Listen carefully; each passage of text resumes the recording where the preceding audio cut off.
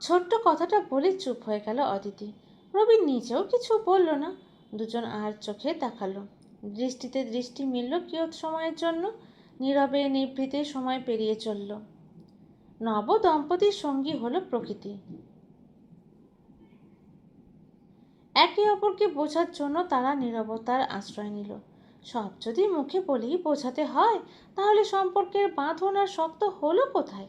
কিছু শব্দ, কিছু অনুভূতি না হয় অব্যক্ত থাক, অপরপক্ষ বিচক্ষণতার সাথে ভালোবাসা দিয়ে নতুবা যত্ন করে সেগুলো উপলব্ধি করুক। সব যে মুখে বলতে নেই। আরস বাড়ি ফিরেছে মাত্র। ভিজে চুপচুপে হয়ে আছে পরিহিত পাঞ্জাবি, লেপ্টে আছে বলিষ্ঠ দেহের সহিত। ঠান্ডায় চোখ মুখ লাল হয়ে ফুলে গেছে। নিচে আসমান শেখ বসেছিলেন ছেলের অপেক্ষায়। আরুষকে এই অবস্থায় দেখে দ্রুত দোতলায় পাঠিয়েছেন। কক্ষের দরজাটা আলগোছে খুলতেই কাঁচা ফুলের সুবাস এসে নাসারন্ধ্রে ঠেকল। থমকে দাঁড়িয়ে পড়ল আরুষ। মাথাটা বড্ড ধরেছে। চারপাশে ঝাপসা দেখছে। সেই ঝাপসা চোখে কক্ষের চারিদিকে দেখল। আজও পালঙ্কটা সেই প্রথম দিনের মতোই সজ্জিত কাঁচা ফুলের সমাহারে। বিছানার একপাশে বসে আছে চন্দ্রা। ঘটনা সহজেই বুঝল আরুষ। এমনিই মুচকি হাসল। আলমিরার দিকে অগ্রসর হলো। গেঞ্জি আর লুঙ্গি নিয়ে বাথরুমে চলে গেল। চন্দ্রাকে যেন দেখেও দেখল না। কিছু সময়ের ব্যবধানে আরুষ পরিহিত সিক্ত কাপড় পরিবর্তন করে বেরিয়ে এলো। মুখমণ্ডলে পানি দিয়ে এখন একটু ভালো লাগছে, কিন্তু মাথা যন্ত্রণা এত সহজে কমার নয়।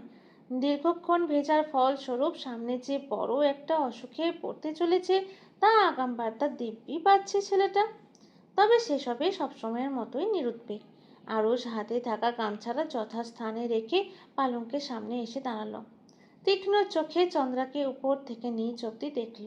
মেয়েটা মুখ নুইয়ে রেখেছে। আরুষ কিছুক্ষণ তাকিয়ে রইল। হেসে প্রশ্ন করল, সেজেছ?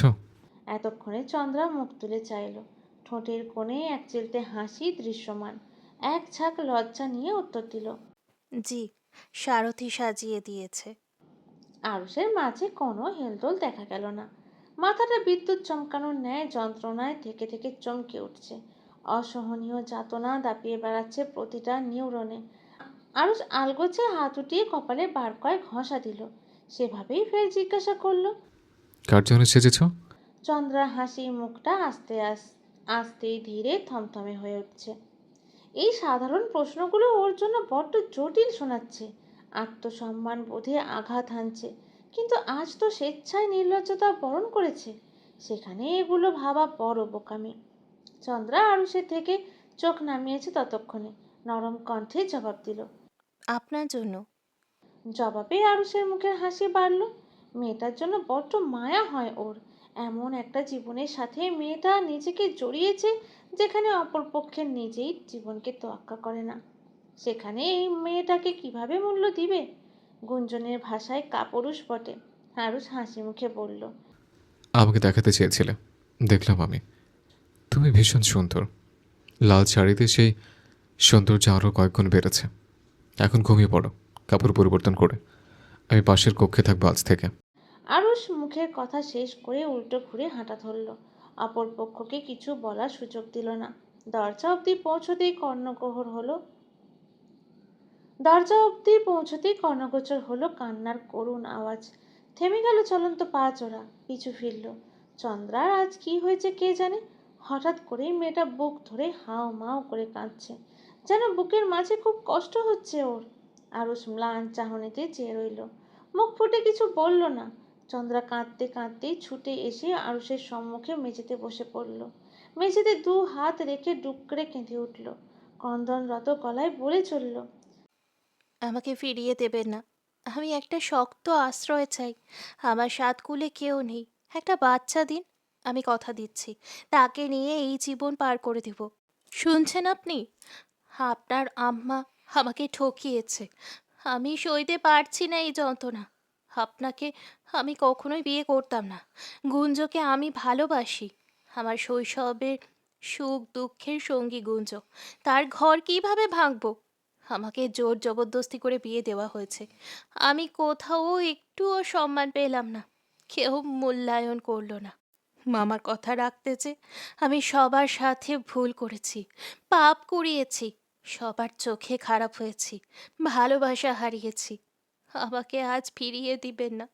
এই জীবন বয়ে বেড়ানোর মতো একটা অবলম্বন দিন। গুঞ্জোর জায়গা আমার চাই না, সেটা আমার ভাগ্যেই নেই।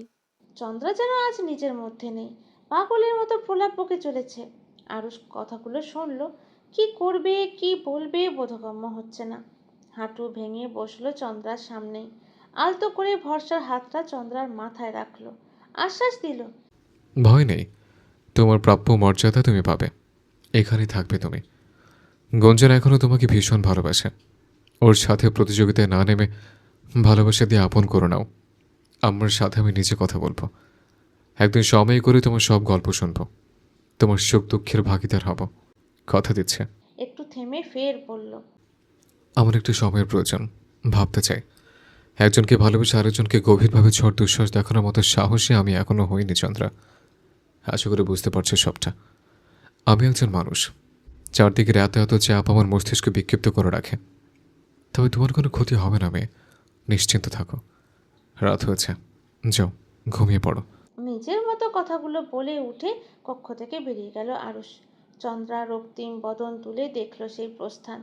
ফিরিয়ে দিল ওকে, গ্রহণ করলো না।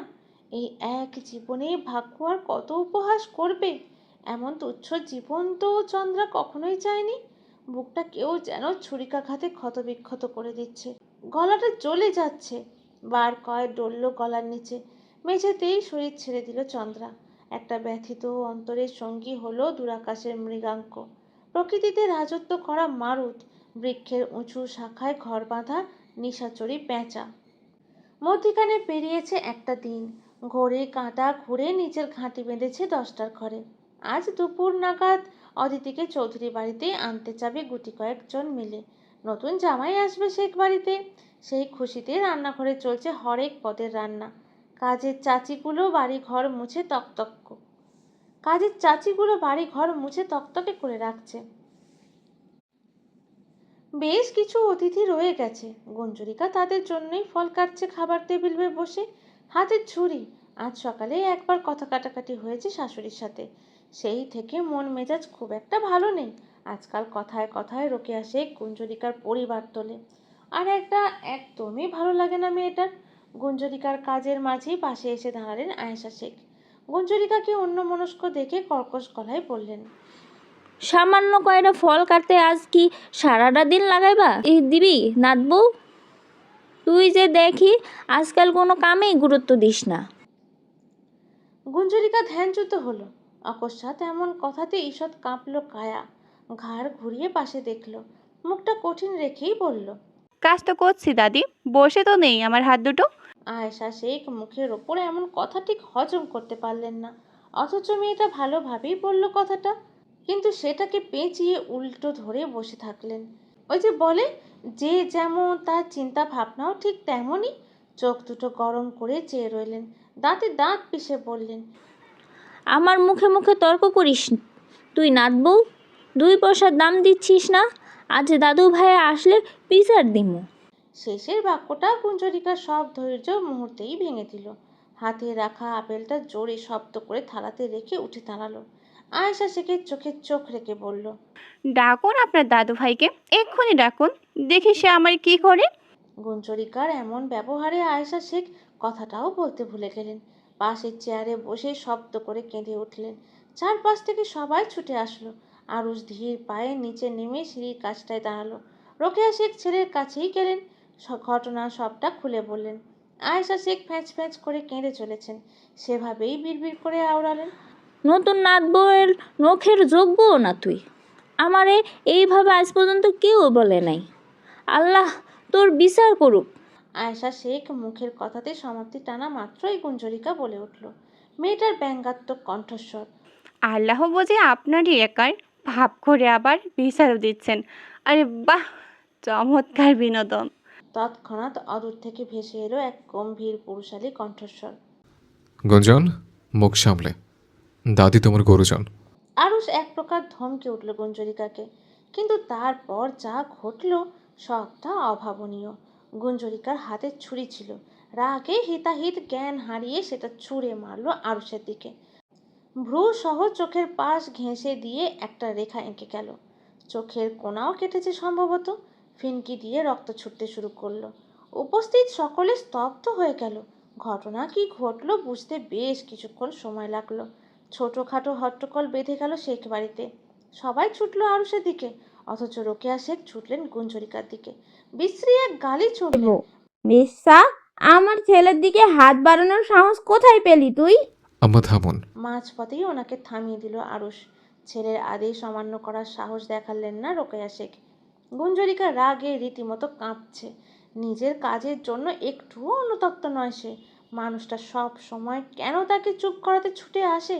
দোষীদের উপরে একটা শব্দ কেন বলে না? সব অবিচার কেন ওর সাথেই? চোখ থাকতে সবাই কেন অন্ধ সাজে? চন্দ্রা কাঁদতে কাঁদতে পানি আনতে ছুটেছে। হঠাৎ করে কি থেকে কি হয়ে গেল? আরুষ একখণ্ড পাথরে পরিণত হয়েছে। কাটা স্থানের রক্তে স্নানিত ছেলেটা।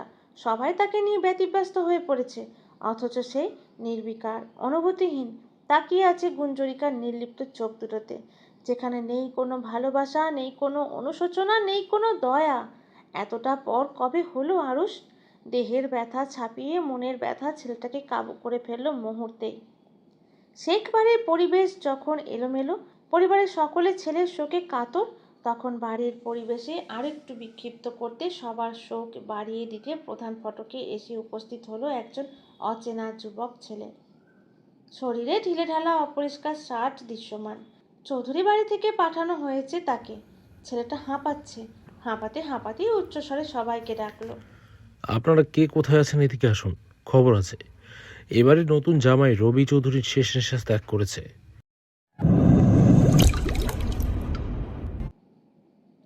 শেখ বাড়ির পরিবেশ স্তব্ধ। থমকে গেছে মানুষগুলোর হৃদস্পন্দন।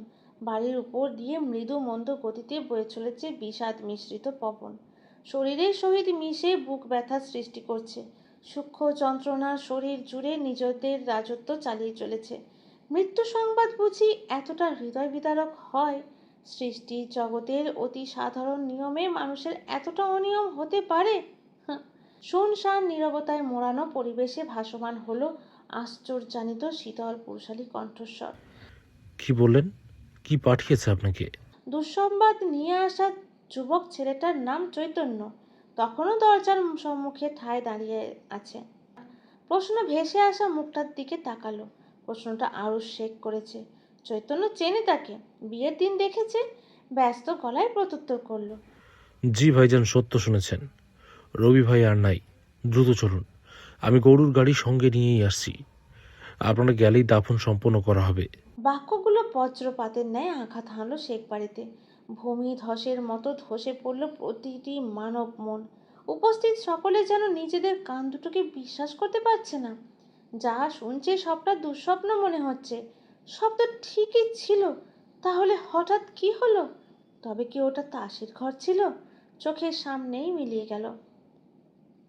চোরা বালি সবটা গিলে নিল। দু চোখ মেলে দেখার সময়টুকুও দিল না। সবার ভাবনায় ভাটা পড়ল রোকেয়া শেখের আত্মচিৎকারে।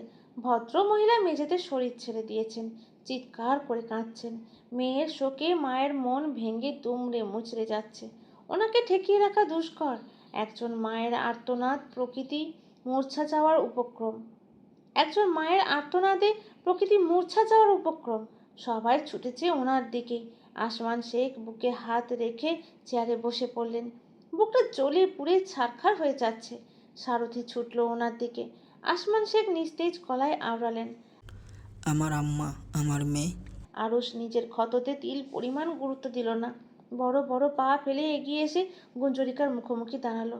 আলগোছে শাড়ির আঁচলটা হাতে তুলে নিল। জোর প্রয়োগ করে একাংশ ছিঁড়ে মাথায় বাঁধল। কেবল রক্ত বন্ধ করার জন্য এতটুকু করা।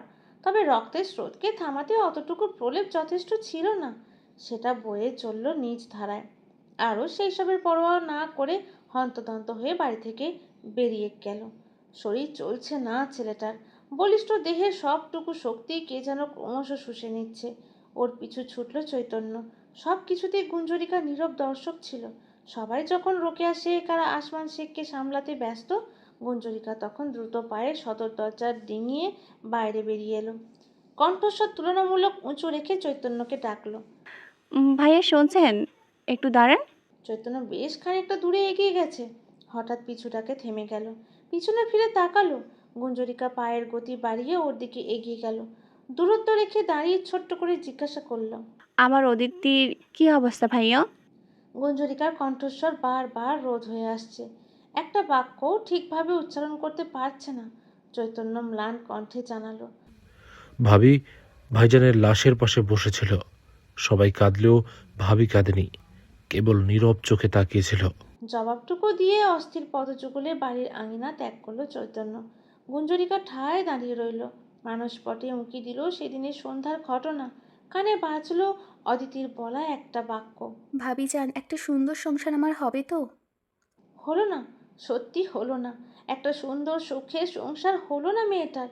সবটা শুরু হওয়ার আগেই সমাপনী রেখা টানা হলো। গুঞ্জরিকার গাল বেয়ে পানি গড়িয়ে পড়ল, মুখটা ঘোমটার আড়ালে থাকার দরুন তা লোকচক্ষুর অন্তরালে রয়ে গেল। চৌধুরী বাড়ির বাতাসে আজ নিঃশব্দে হাহাকার মিশে আছে। বাড়ির আঙিনায় পদযুগল রাখলেই বুক ভার হয়ে আসছে, চোখের কোণে জল জমছে। গ্রামের প্রতিটা মানুষ আজ কাঁদছে, সকলের নেত্র যুগল সিক্ত, বুকটা ব্যথায় পিষ্ট। তবে চোখের পানি ঝরছে কেবল একটা তরতাজা প্রাণ অকালে ঝরে যাওয়াকে কেন্দ্র করে নয়, তারা কাঁদছে একজন মেয়ের কপাল পোড়ায়। ঘর বাঁধার আগেই ভাঙনের সুরে জর্জরিত হওয়ার যাতনায়। সুবিশাল জায়গা নিয়ে গড়ে ওঠা চৌধুরী বাড়ির উঠোনে এক চিলতে অংশও ফাঁকা নেই আজ। রবি আজ সকালে হাঁটতে বের হয়েছিল প্রতিদিনের মতোই। এটা ছেলেটার শৈশবের পুরনো অভ্যাস। চৌধুরী নিবাসের পিছনের বাগানেই হাঁটছিল। অদিতি তখন গভীর তন্দ্রায় আচ্ছন্ন। গত রাতেও দুজন গল্পগুজব করে ভোর রাতে ঘুমিয়েছিল। দুটো রাত তারা কেবল একে অপরকে জানার জন্যে নির্ধারিত করেছিল, তাই মেয়েটাকে আর ডাকেনি রবি। বাগানে হাঁটার সময় নাকি পায়ের পাতায় কিছু একটা কামড়ে দেয়, একটু জ্বালা যন্ত্রণা করলেও ছেলেটা বিশেষ পাত্তা দেয়নি, ভেবেছিল কোনো পোকা হবে হয়তো। এরকম কামড় প্রায় রোজই খাওয়ার দুর্ভাগ্য হয়, কিন্তু কিছু সময়ের ব্যবধানে যখন তরল রক্তের উপস্থিতি অনুভব করলো তখন একটু খটকা লাগে রবির। পা ধরে ওখানেই বসে পড়ে। পায়ের পাতায় নজর বোলাতেই দুটো দাঁতের উপস্থিতি স্পষ্ট দেখতে পায়। বিচক্ষণ মস্তিষ্কের রবি ঘটনা তৎক্ষণাৎ উপলব্ধি করতে পারে। ততক্ষণে শরীরে জ্বালাপোড়া শুরু হয়ে গেছে, দংশন স্থান কালচে হতে শুরু করেছে। ওই শরীর নিয়েই আতঙ্কে বাড়িতে ছুটে আসে, ঝাপসা চোখে মুখ থুবড়ে পড়ে বাড়ির প্রাঙ্গণে। অত্যধিক শ্বাসকষ্ট শুরু হয়। উঠোনের এক পাশে বকুল গাছের নিচে কামনা দাঁড়িয়েছিল, শাখায় ঘাঁটি বাঁধা সুন্দর পুষ্পগুলোকে মুগ্ধ চোখে দেখছিল। হঠাৎ রবিকে ওভাবে পড়ে থাকতে দেখে তড়িঘড়ি করে এগিয়ে আসে, চিৎকার করে সবাইকে ডাকে। যে যেভাবে পারে দৌড়ে এসে হাত পা কাপড় দিয়ে শক্ত করে বেঁধে দেয়, যেন বিষ মাথা অবধি উঠতে না পারে। কিন্তু ততক্ষণে অনেকখানি দেরি হয়ে গিয়েছিল। অদিতি ঘুম থেকে উঠে পরিষ্কার পরিচ্ছন্ন হয়েছিল সবে। নিচ থেকে সকলের কান্নার আওয়াজ, চিৎকার চেঁচামেচি শব্দ শুনে মেয়েটা দৌড়ে বাড়ির বাইরে আসে। রবিকে ওরকম অবস্থায় দেখে ছুটে এসে ওর সম্মুখে বসে পড়ে, মাথাটা আলগোছে কোলের উপর রাখে, নিষ্প্রভ ব্যাকুল কণ্ঠে বারবার শুধায়। কোথায় কষ্ট হচ্ছে আপনার? কথা বলুন। যাবেন না আমাকে ছেড়ে। নিজের কথা রাখুন। বলুন কোথায় কষ্ট হচ্ছে, আমি সব কষ্ট দূর করে দেব। কথা বলুন, শুনছেন? কিন্তু দুর্ভাগ্যবশত রবি তখন কথা বলার অবস্থায় ছিল না।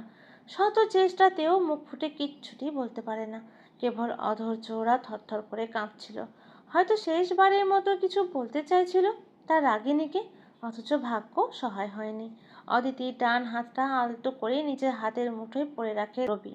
ততক্ষণে ওঝা এসে উপস্থিত হয়েছে চৌধুরী বাড়ির আঙিনায়। এক প্রকার ঝড়ের গতিতে তাকে উপস্থিত করা হয়েছিল, কিন্তু শেষ রক্ষা হয়নি। বয়স্ক ওঝা ত্বরান্বিত পায়ে হেঁটে এসে রবির সামনে দাঁড়াতেই ছেলেটা শরীরের ভার ছেড়ে দেয়, আস্তে ধীরে আঁখিজোড়া চিরজীবনের জন্য বুঝে নেয়। প্রাণ ত্যাগ করে তার রাগিনীর কোলে মাথা রেখে হাতটা শক্ত করে ধরে। মৃত্যুর পরে সেই হাতটা ছাড়াতে বেশ কসরত করতে হয়েছিল বটে। এমন মৃত্যু কয়জনের কপালে জোটে? মাত্র একদিনের সংসারে কে এত ভালোবাসা পেয়ে থাকে? তারা দুজন নিয়তির কাছে হেরে গেলেও ভালোবাসা নামক শব্দটার কাছে জিতে গেল নয় কি? অদিতি তখন থেকে একখণ্ড পাথরের ন্যায় সেখানেই বসে আছে, এক চুলও নড়াতে পারেনি কেউ। লাবণ্য চৌধুরীর কান্নার করুণ সুরে যেন কেঁপে উঠছে ভূমি। সন্তান হারা মায়ের শোকে প্রকৃতি গুমট ভাব ধরে আছে, তারাও যেন মায়ের সমান ব্যথিত। বেলা পড়ে এসেছে, দুপুর গড়িয়ে বিকেল হতে চলল। রবিকে শেষ গোসল দেওয়া সম্পন্ন হয়েছে ইতোমধ্যে। অবশেষে কয়েক গ্রাম পেরিয়ে শেখ পরিবার এসে দাঁড়ালো দূর গ্রামের চৌধুরী বাড়িতে। গরুর গাড়ি থেকে নেমেই সবাই এক প্রকার ছুটল। রোকেয়া শেখকে সালেহা শেখ ধরে নিয়ে গেল, আয়েশা শেখকে সারথি এবং চন্দ্রা ধরে হাঁটছে, আরুষ আর আসমান শেখ একসাথে হাঁটছেন। গুঞ্জরিকা কোনো দিকে না তাকিয়ে সোজা হাঁটা ধরলো অদিতির দিকে। ভিড় ঠেলে ঠুলে মেয়েটার পাশে যেয়ে বসলো, নিঃশব্দে দু হাতে আগলে নিল অদিতিকে, বুকের মাঝে আঁকড়ে ধরল মেয়েটার মাথা। তৎক্ষণাৎ পরিচিত একটা শরীরের ঘ্রাণ অদিতির নাসারন্ধ্রে ঠেকল। এতক্ষণে দৃষ্টিচ্যুত হলো মেয়েটার। একবার গুঞ্জরিকার দিকে তাকালো, পরক্ষণেই লোচনজোড়া বুঝে গুঞ্জরিকার বুকে পড়ে রইল। সেই চাহনিতে গুঞ্জরিকার কঠিন হৃদয় হু হু করে কেঁদে উঠল। মেয়েটার চোখ দুটো ফ্যাকাশে, কেউ যেন সুন্দর নেত্রযুগলে এই ধরিত্রীর সবটুকু বিষাদ লেপটে দিয়েছে। লেপন করা আছে প্রিয়জন হারানোর হাহাকার, শূন্যতা, ফুটে উঠেছে অমোঘ নিয়তি মেনে নেওয়া যন্ত্রণা। মানব জীবন বড় অদ্ভুত। শেখ পরিবারের সকলে রবিকে শেষবারের মতো দেখল। ফর্সা শরীরখানা ফ্যাকাশে নীল হয়ে আসছে, ওই চোখ দুটো আর কখনো খুলবে না, চিরজীবনের মতো বন্ধ হয়ে গেছে। রবিকে দাফন করার নির্দিষ্ট সময় দৌড়গড়ায় করা নাড়ল। মুরব্বীরা এগিয়ে এলেন কবরস্থানে নিয়ে যাওয়ার উদ্দেশ্যে, অথচ খাটিয়া ছাড়লেন না লাবণ্য চৌধুরী। দু হাতে আঁকড়ে ধরলেন নিজের সাথে। উনি আর্তনাদ করে বলে চলেছেন, আমার কলেজের টুকরোকে নিও না তোমরা, আমার বাচ্চাটা অন্ধকারে ভয় পায়, আমি ছাড়া আমার বাচ্চা চলবে না, খুব কাঁদবে একাকী, ওকে নিও না তোমরা। এক জীবনের শেষ বিদায়বেলা বড়ই কঠিন। এত সহজে কি ত্যাগ করা যায় এই ধরনের আকাশে বাতাসে ভেসে চলা মায়া, মমতা, মোহ? লাবণ্য চৌধুরীর মুখ নিঃসৃত যন্ত্রণাক্লিষ্ট শব্দগুলোতে আরও এক দফা কাঁদল গ্রামবাসী। মানুষটা নিজের মধ্যে নেই, জোরপূর্বক ধরে রাখা হলো ওনাকে। প্রাণের টুকরো ছেলেকে তিনি কোনোভাবেই নিয়ে যেতে দিবেন না। সন্তান হারা জন্মদাত্রীর হাহাকারে ক্রমশ ভারী হয়ে উঠছে চৌধুরী বাড়ির পরিবেশ। কি করুণ সুর সেই কান্নার! রামজাদ চৌধুরী আরুষ সহ আরও দুজন কাঁধে তুলে নিল খাটিয়া। বাবার কাঁধে ছেলের লাশ, এর চাইতে হৃদয় বিদারক কি আর কিছু হতে পারে এই পৃথিবীর বুকে? চোখের পানি ফেলতে ফেলতে এগিয়ে চললেন তামজাদ চৌধুরী। আরুষ আজ নির্জীব হয়ে গেছে। সামান্য কয়েক দিনের পরিচয়ে বড্ড আপন হয়ে গেছিল ছেলেটা। ছোট ভাইয়ের জায়গা দখল করে নিয়েছিল তার চমৎকার ব্যবহার দিয়ে, অথচ বাস্তবতা সব কেড়ে নিল। অদিতি নিষ্প্রাণ নেত্রে রবির শেষ প্রস্থানের দিকে এক চিত্তে তাকিয়ে আছে।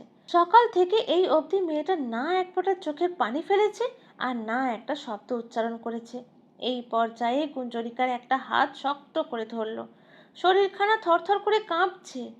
অদূরের খাটিয়াটার দিকে ঝাপসা দৃষ্টিতে চেয়ে প্রথমবারের মতো অস্ফুট স্বরে আওড়ালো, শেষ, সব শেষ ভাবিজান, আমার একটা সংসার হলো না। মুখের কথা শেষ হতেই মেয়েটা চারপাশ ঘনিয়ে আধার নেমে এলো। চোখ দুটো নিজ থেকেই বুঝে নিল। দিক বেদিক শূন্য অনুভূত হলো। অদিতি অচেতন হয়ে পড়েছে অনুভব করতেই গুঞ্জরিকা হাউমাউ করে কেঁদে উঠল। মুহূর্তেই হুলস্থুল কাণ্ড বেঁধে গেল। জনসমাগমের মধ্যে থেকে কেউ ছুটল পানি আনতে, কেউ বা ছুটল ওদের দিকে। মধ্যরাতেই প্রকৃতি নিঃসার নীরবতায় আচ্ছন্ন হয়ে আছে। শেখ পরিবারের সকলে ঘণ্টাখানেক হলো নিজ বাসগৃহে এসে পৌঁছেছে। সবাইকে অবাকের শীর্ষে পৌঁছে দিয়ে অদিতিও বাবার বাড়িতে ফিরে এসেছে। সঙ্গে কিচ্ছুটি আনেনি। সারা দিনে শুধু একটা বাক্য উচ্চারণ করেছে মেয়েটা। গোসল, খাওয়া দাওয়া কিছু নেই। বাড়িতে এসেই নিজ কক্ষে খিল দিয়ে নিজেকে ঘরবন্দি করেছে। রোকেয়া শেখের কান্না থামেনি, একভাবেই কেঁদে চলেছেন। মেয়ের শখের ঘরটা ভেঙে যাওয়ায় ওনার বুক ফেটে যাচ্ছে। পরিবারের সবাই বসার ঘরেই উপস্থিত আছে, কেবল গুঞ্জরিকা এবং আরুষ ব্যতীত। অন্ধকারের অতল গহ্বরে তলিয়ে আছে বদ্ধ কক্ষখানা। নিঃশ্বাসের শব্দ ব্যতীত আর কোনো শব্দের আনাগোনা নেই। পালঙ্কের এক পাশে একটা নারী কায়া স্পষ্ট। বালিশে মাথা রেখে এক দৃষ্টে ছাদের দিকে তাকিয়ে আছে। চাহনি মৃত আনন পাণ্ডুর বর্ণ ধারণ করেছে। সহসা ঠোঁটের কোণ ঘেঁষে সূক্ষ্ম তাচ্ছিল্যের রেশ ছাড়ালো। সেইভাবেই স্থির দৃষ্টিতে চেয়ে বিড়বিড় করে বলল, তাকে ভোলা অসম্ভব নয়, আবার সম্ভবও নয়। চোখের ডান পাশ ঘেঁষে দৃশ্যমান একটা সরু চিহ্ন বহন করছে জীবনের কঠিন সত্য। হুম, ঠিক সত্য নয়, ওটা কলঙ্কের প্রতীক। তার যেন জন্ম এবং মৃত্যুর মতোই বাস্তব। চোখটা দ্বিখণ্ডিত করে ফেলেছে সেই দাগ, চোখটা দ্বিখণ্ডিত করে রেখেছে সেই দাগ। এক পাশে অগাধ ভালোবাসা প্রস্ফুটিত হয়েছে, তো অপর পাশে বিষাদময় বিচ্ছেদের রেশ লেপ্টে আছে। কুঞ্জরিকার করা জোরালো আঘাতে আর সে ডান চোখটার ভ্রু সহ কেটে 2 ভাগ হয়ে গিয়েছে। ভাগ্যের ছেড়ে দৃষ্টিশক্তি হারাতে হয়নি, সৃষ্টিকর্তা রক্ষা করেছেন। স্বেচ্ছায় মাথা পেতে নেওয়া এই কলঙ্ক ছেলেটার কাছে জন্মদাগের মতোই সত্যি। মুক্তি নেই তার। আয়নার সামনে দাঁড়িয়ে নিজের কাটা চোখের দিকে এক দৃষ্টে তাকিয়ে আছে আরস। অধৈর্য করলে খেলা করছে তাচ্ছিল্যের হাসি। প্রিয়তমার থেকে পাওয়া ভালোবাসার শেষ স্মৃতি এটা। এই পর্যায়ে আলতো করে ক্ষতস্থান ছুঁয়ে দিল আরস। এই 7 দিনে ক্ষত শুকিয়ে এসেছে অনেকখানি, কিন্তু তা অমলিন হয়ে আছে। মৃত্যুর আগ অব্দি এই দাগ তাকে বহন করতে হবে। কলঙ্কের মতোই রয়ে যাবে আমৃত্যু। জীবন থেকে পেরিয়ে যাওয়া 7টা দিনে শেখ পরিবার খানিকটা স্বাভাবিক হয়েছে। আরুষ ব্যবসায়িক কাজে আজ দুপুরে নগরে যাবে। এখন সেটার জন্যই নিজেকে পরিপাটি করছে। গোসল দিয়ে সফেদ রঙা একটা পাঞ্জাবি জড়িয়েছে শরীরে। সেই সময় হন্তদন্ত হয়ে খাবার হাতে কক্ষে প্রবেশ করলো চন্দ্রা। ব্যস্ত গলায় বলল, দুঃখিত, খাবার আনতে দেরি করে ফেলেছি। রান্নাঘরে গুঞ্জ ছিল, তাই এমনটা হয়েছে। অদিতির জন্য রান্না করছিল তো। আরুষের হাতে চিরুনি, সেটা যথাস্থানে রেখে পিছনে ফিরে তাকালো। মসৃণ কপাল গুটিয়ে এসেছে। ভ্রুচোরা কুঁচকে ঘর্মাক্ত চন্দ্রার দিকে মিনিট 2 তাকিয়ে রইল। অতঃপর সবসময়ের মতোই গম্ভীর কণ্ঠের আদেশ ছুটে গেল চন্দ্রার উদ্দেশ্যে, খাবার পালঙ্কে রাখো। চন্দ্রা মুচকি হেসে মাথা নাড়ল। এগিয়ে যেয়ে খাবারের থালাখানা বিছানার একপাশে রাখল। আরুষ বাক্যটা উচ্চারণ করেই বাথরুমে ঢুকেছে হাত ধুতে। ফিরে এসে বসলো পালঙ্কে। খাবার মেখে মুখে তুলতেই মুখমণ্ডল কুঁচকে ফেলল। চাইল চন্দ্রার দিকে। কে রান্না করেছে? চন্দ্রার দৃষ্টি নিবদ্ধ আরুষের ক্ষত বিক্ষত চোখের দিকে। একজন মেয়ের ভিতরে ঠিক কতটা জেদ, রাগ, অভিমান জমে থাকলে এভাবে আঘাত করতে পারে? সেই ঘৃণার পারদ ঠাহর করা আদৌ কি সম্ভব? আরুষের করা প্রশ্নে একটু নড়ে চড়ে দাঁড়ালো মেয়েটা। প্রাণোচ্ছল কণ্ঠে প্রত্যুত্তর করলো, আমি রেঁধেছি আপনার জন্য। কেন, ভালো হয়নি? না। ছোট্ট জবাবটুকু দিয়ে পুনরায় খেতে মনোনিবেশ করলো আরুষ। চন্দ্রার উজ্জ্বল বদনখানা ফ্যাকাশে হয়ে এলো। ঠোঁটের কোণে লেগে থাকা হাসিটুকু মিলিয়ে গেল। কেউ যেন জোরপূর্বক ছিনিয়ে নিল। দরজার কপাটকে আশ্রয় করে দাঁড়ালো মেয়েটা। বুক চিরে দীর্ঘশ্বাস বেরিয়ে এলো। এই 7 দিনে মানুষটার মন পেতে কম করেনি চন্দ্রা। সকাল থেকে রাত অবধি পিছু ছুটেছে, এটা সেটা করে চলেছে, কিন্তু বরাবরের মতোই ফলাফল শূন্য। মন পাওয়া তো দূর, সূক্ষ্ম কোনো অনুভূতিও জাগাতে পারেনি এই নিরেট হৃদয়ে। চন্দ্রার নেত্র জোড়া ছলছল করে উঠল। কিছুক্ষণ নীরবে ঠায় দাঁড়িয়ে রইল। কিছু একটা স্মরণ হতেই বলল, আপনি চোখের ডাক্তারটাও দেখিয়ে আসবেন। চোখটার অবস্থা ভালো নয়, একেবারে চিড়ে গেছে ভ্রুসহ। কি বিভৎস দেখাচ্ছে। আরুষের খাওয়া শেষ ততক্ষণে। পাশের টেবিল থেকে পানির গ্লাস উঠিয়ে হাত ধুয়ে নিল। চন্দ্রা দ্রুত পায়ে এগিয়ে যেয়ে তোয়ালে দিল। আরও সেটা নিয়ে হাত মুখ মুছে উঠে দাঁড়ালো। চন্দ্রার মুখোমুখি দাঁড়িয়ে চোখে চোখ রাখলো। এতক্ষণে ক্ষীণ হাসলো। আমাকে বিভৎস দেখাচ্ছে না? এই ক্ষতের চেয়েও তো এই আমিটা বেশি ক্ষত বিক্ষত। থাক না, একটা দুটো এমন কলঙ্কে মরণ আঘাত, ক্ষতি কি? এমন অদ্ভুত কথার পরিপ্রেক্ষিতে চন্দ্রা ঠিক কী বলবে বুঝে উঠতে পারল না। পানিতে টইটম্বুর আঁখি জোড়া নিয়ে তাকিয়ে রইল। আরও শেষবারের মতো আয়নায় নিজেকে পরখ করে নিল। গুছিয়ে রাখা ব্যাগটা হাতে তুলে নিল। চন্দ্র থমকে দাঁড়িয়ে আছে, দেখে চলেছে আরুষের এক একটা পদক্ষেপ। সেই মুহূর্তে শ্রবণেন্দ্রিয়ে প্রবেশ করলো আরুষের শীতল গলার আওয়াজ। আমি সবটা যেভাবে রেখে যাচ্ছি এসে যেন সেভাবেই পাই। গঞ্জীয়না থেকে দূরত্ব বজায় রেখে চলবে। তোমার ভালোর জন্য বলছে। আত্মসম্মানহীন মেয়ে আমার একদম পছন্দ নয়। চন্দ্রার খুব অভিমান হলো। চলে যাচ্ছি, তবুও কি একটা ভালো কথা বলা যায় না? চেপে রাখা অভিমান রাগের সহিত প্রকাশ পেল। সব সময় আমাকে কেন নিষেধ করেন? সব নিষেধাজ্ঞা কেবল আমার জন্যই বরাদ্দ কেন?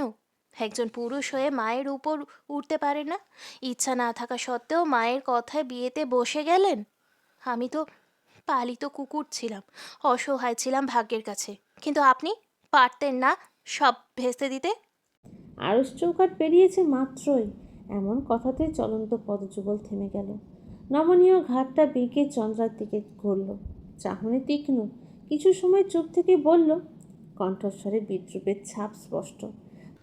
তুমি পালিত কুকুর ছিলে আর আমি বাধ্য কুকুর ছিলাম। গঞ্জনের ভাষায় কাপুরুষ। মুখের কথাতে সমাপ্তি টেনে হন হনিয়ে প্রস্থান করলো আরুষ। চন্দ্রা অবাক চোখে সেদিকে তাকিয়ে রইল। মস্তিষ্ক কথাটার আধো অর্থ বুঝতে সক্ষম হলো, কিন্তু বাকিটা সেটা সময়ের হাতেই ছেড়ে দিল মেয়েটা। গাল বেয়ে টপটপ করে পানি গড়িয়ে পড়ল। আরুষ নিচে নেমে এসে দাঁড়ালো, চোখ দুটো চারপাশে ভাসমান হলো। কিছু একটা খুঁজে চলেছে। সেই সময় কাঙ্ক্ষিত মুখটা নজরে এলো। রান্নাঘর থেকে বেরোচ্ছে কুঞ্চরিকা। মেয়েটার মুখ কোনো এক অজানা কারণে মলিন হয়ে আছে। আরুষকে দেখা মাত্রই কুঞ্জরিকা নিজেই এগিয়ে গেল ওর দিকে। এতে ছেলেটা কিঞ্চিত অবাক হলো বই কি, যার সাথে এত লুকোচুরি আজ সেধে তার সাথে সাক্ষাৎ করছে। কুঞ্জরিকা আরুষের মুখোমুখি দাঁড়িয়ে মুচকি হাসল। শহর থেকে ফেরার সময় আমার জন্য একটা লাল টকটকে শাড়ি নিয়ে আসবেন শেখবাবু। একটু থামলো, মুখটা এগিয়ে আরুষের কান বরাবর নিল, ফিসফিস করে আওড়ালো। একটা রাতের জন্য আমার দেওয়া কথা তুলে নিলাম। আমাকে শোয়ার অধিকার পাবেন আপনি। জলদি ফিরবেন, অপেক্ষায় থাকবো আমি। আরুষ নিজের কান দুটোকে বিশ্বাস করতে পারল না। লোচন জোড়ায় ছড়িয়েছে অবিশ্বাস্যতা। ছেলেটা মুখ ফুটে কিছু বলতে পারল না। অতি বিস্ময়ে বাকরুদ্ধ হয়ে পড়েছে। কেবল মাথা নেড়ে সায় জানালো। কুঞ্জরিকার জবাব পেতেই সিঁড়ির দিকে অগ্রসর হলো। ঠোঁট দুটোতে খেলা করছে ক্রূর হাসি, অথচ নেত্র যুগলে ফুটে উঠেছে বিষণ্ণতা, যার অর্থ দুর্বোধ্য। কি চাইছে মেয়েটা? অদূরে দাঁড়ানো চন্দ্রা সবটুকু দৃশ্য স্বচক্ষে দেখল। চোখের পানি বাঁধ মানল না। শেষ জীবনে যে এই চোখের পানি সঙ্গী হবে তার সেটা বুঝতে আর অবকাশ রইল না। সাহারিয়ার বাড়িতে ফিরল শেষ বিকেলে। এখন ভাদ্র মাসের শেষ দিকে আমন ধান উঠেছে। এই বছর আলহামদুলিল্লাহ ধানের ফলন ভালো হয়েছে। আড়তে কৃষকের ভিড় চোখে পড়ার মতো, তাই কাজের চাপ একটু বেশিই যাচ্ছে। এই তো এখন খাওয়া নাওয়া শেষ করে আবারও ছুটবে আড়তে। সাহারিয়ার বাড়িতে ফিরতেই কমলিকা ব্যতিব্যস্ত হয়ে পড়েছে। প্রয়োজনীয় সব কিছু হাতে হাতে এগিয়ে দিচ্ছে। সাহারিয়ার গোসল সেরে ঘরে প্রবেশ করলো। দেখলো টেবিলে খাবার বেড়ে রেখেছে কমলিকা। পাশেই দাঁড়িয়ে আছে মেয়েটা, অপেক্ষার প্রহর গুনছে তার জন্য। সাহারিয়ারের মুখে হাসি ফুটে উঠল। এই মেয়েটাকে বড় ভাগ্য করে পেয়েছে। এগিয়ে যেয়ে কমলিকার সম্মুখে দাঁড়ালো। মুগ্ধ দৃষ্টিতে এক ঝলক উপর থেকে নিচ অব্দি পরখ করে নিল। মুখ নামিয়ে মেয়েটার কান বরাবর এগুলো, কণ্ঠ গলার খাদে নামিয়ে ফিসফিস করে বলল, কমলা রঙে তোমাকে আজ ভীষণ সুন্দর লাগছে আমার কমলিকা বউ। ফিম ফিম পাচ্ছে আমার, একবার হবে নাকি? কমলিকা বিস্ফোরক দৃষ্টিতে তাকিয়ে রইল। এক মুহূর্তের জন্য হতবাক হয়ে পড়ল। মানুষটা আজকাল একটু বেশি ঠোঁটকাটা হয়ে যাচ্ছে। আগে তো এমন ছিল না। লজ্জায় আড়ষ্ট হয়ে পড়ল কমলিকা। বদন নুইয়ে ফেলল। ঋণ ঋণে গলায় জবাব দিল। খেয়ে কাজে যান। শাহরিয়ার এগিয়ে এসে দুজনের মধ্যে অবশিষ্ট থাকা সবটুকু দূরত্ব ঘুচিয়ে ঘনিষ্ঠ হলো। কানের লতিতে ঠোঁট ছুঁয়ে দিল। নিম্ন স্বরে বলল, তাহলে এখন তুমি আমার ভালোবাসা চাইছো না, প্রত্যাখ্যান করছো আমায়? কমলিকার গাল দুটো লাল হয়ে উঠেছে, কান দুটো দিয়ে ধোঁয়া ছুটছে। এই মানুষটার সামনে আর এক সেকেন্ডও দাঁড়ানো সম্ভব নয়। আলগোছে শাহরিয়ারের বুকে ধাক্কা দিয়ে ছুটে পালালো কমলিকা। এটার জন্য ছেলেটা মোটেও প্রস্তুত ছিল না। হঠাৎ কমলিকার এমন কাণ্ডে কিছু সময় নিশ্চুপ রইল, পরক্ষণেই উচ্চস্বরে হেঁচে উঠল। এখন এই মেয়ে আর ওর সামনে আসবে না। বাচ্চা মেয়ে বিয়ে করার এই এক জ্বালা, তাদের লজ্জা কাটাতে যে নিজেদের বাবা হওয়ার বয়স পেরিয়ে যায়। শাহরিয়ার চেয়ার টেনে বসলো, বিড়বিড় করে আওড়ালো, শালার ছুঁচো মরা কপাল আমার, কপালে বিয়ে জুটে না, বিয়ে জুটে তো বউ কাছে আসে না। সে সে মার্কা জীবন একটা। শাহরিয়ার খাওয়া শেষ করে বাড়ি থেকে বেরিয়েছে, গন্তব্যস্থল আড়ত। গুটি গুটি পায়ে সেদিকেই হেঁটে চলেছে। পথিমধ্যে দেখা হলো কুঞ্জরিকার সাথে। মেয়েটা শাহরিয়ারের কাছেই আসছিল কিছু প্রয়োজনে। রাস্তায় এভাবে দেখা হয়ে যাওয়ায় ভালোই হলো, অত দূর আর যাওয়া লাগবে না। গুঞ্জরিকা হেসে নিজেই প্রথমে বলল। আসসালামু আলাইকুম ভাইজান, কেমন আছেন? শাহরিয়ার মুচকি হাসল। ওয়ালাইকুম সালাম ভাবি, আলহামদুলিল্লাহ, আল্লাহ রেখেছেন ভালো। আপনি কেমন আছেন? সব ঠিকঠাক তো? আলহামদুলিল্লাহ ভাইজান, আমিও ভালো আছি। ভাইজান, কিছু কথা ছিল। শাহরিয়ার মাথা নেড়ে বলল। অবশ্যই ভাবি, নির্দ্বিধায় বলুন। কুঞ্জরিকা বড় একটা শ্বাস ফেলল, রয়ে সয়ে বলতে শুরু করলো। ভাইজান, 2 দিন সময় আছে আমাদের হাতে। নদীর চরে একটা ঘর বেঁধে দিন আমায়। আমি মোড়লের সাথে গত পরশুদিন কথা বলেছিলাম, দলিল দেখিয়েছি ওনাকে, উনি জানিয়েছেন কোনো সমস্যা নেই। শাহরিয়ার ইশারায় আচ্ছা বোঝালো, তবে মনের মধ্যে খচখচ করতে থাকা প্রশ্নটা করে বসলো। কিন্তু ভাবি, সময় 2 দিন কেন? গুঞ্জরিকা অকপটে বলল। আপনার বন্ধু নগরে গেছে, ফিরবে 2 দিন বাদে। তার উপস্থিতিতে ওই বন্দিখাঁচা থেকে মুক্তির আশা করা বড্ড বোকামি। শাহরিয়ারের হাস্যোজ্জ্বল মুখটা ম্লান হয়ে উঠল। ভাবি, আরও একবার ভেবে দেখলে হতো না? আমার বন্ধুকে আমি চিনি, আপনার প্রতি তার ভালোবাসায় কোনো খাদ নেই। পুরো বাড়ির বিরুদ্ধে যে আপনাকে নিজের করেছিল আরস, তো সহজে পারবেন ত্যাগ করতে? অথচ তার এইরকম ভালোবাসা আমার চাই না ভাইজান। এ তো নিখাত ভালোবাসায় বদহজম হচ্ছে আমার। সহজ সরল স্বীকারোক্তি কুঞ্জরিকার। শাহরিয়ার হার মেনে নিল বোনের জেদের কাছে, মুখে হাসি ফুটিয়ে বলল। আচ্ছা, তাই হবে ভাবি, আমি আজকেই চমিকদের সাথে কথা বলবো। কুঞ্জরিকার অধর পল্লব দুপাশে প্রসারিত হলো, মিষ্টি কণ্ঠে কৃতজ্ঞতা প্রকাশ করলো।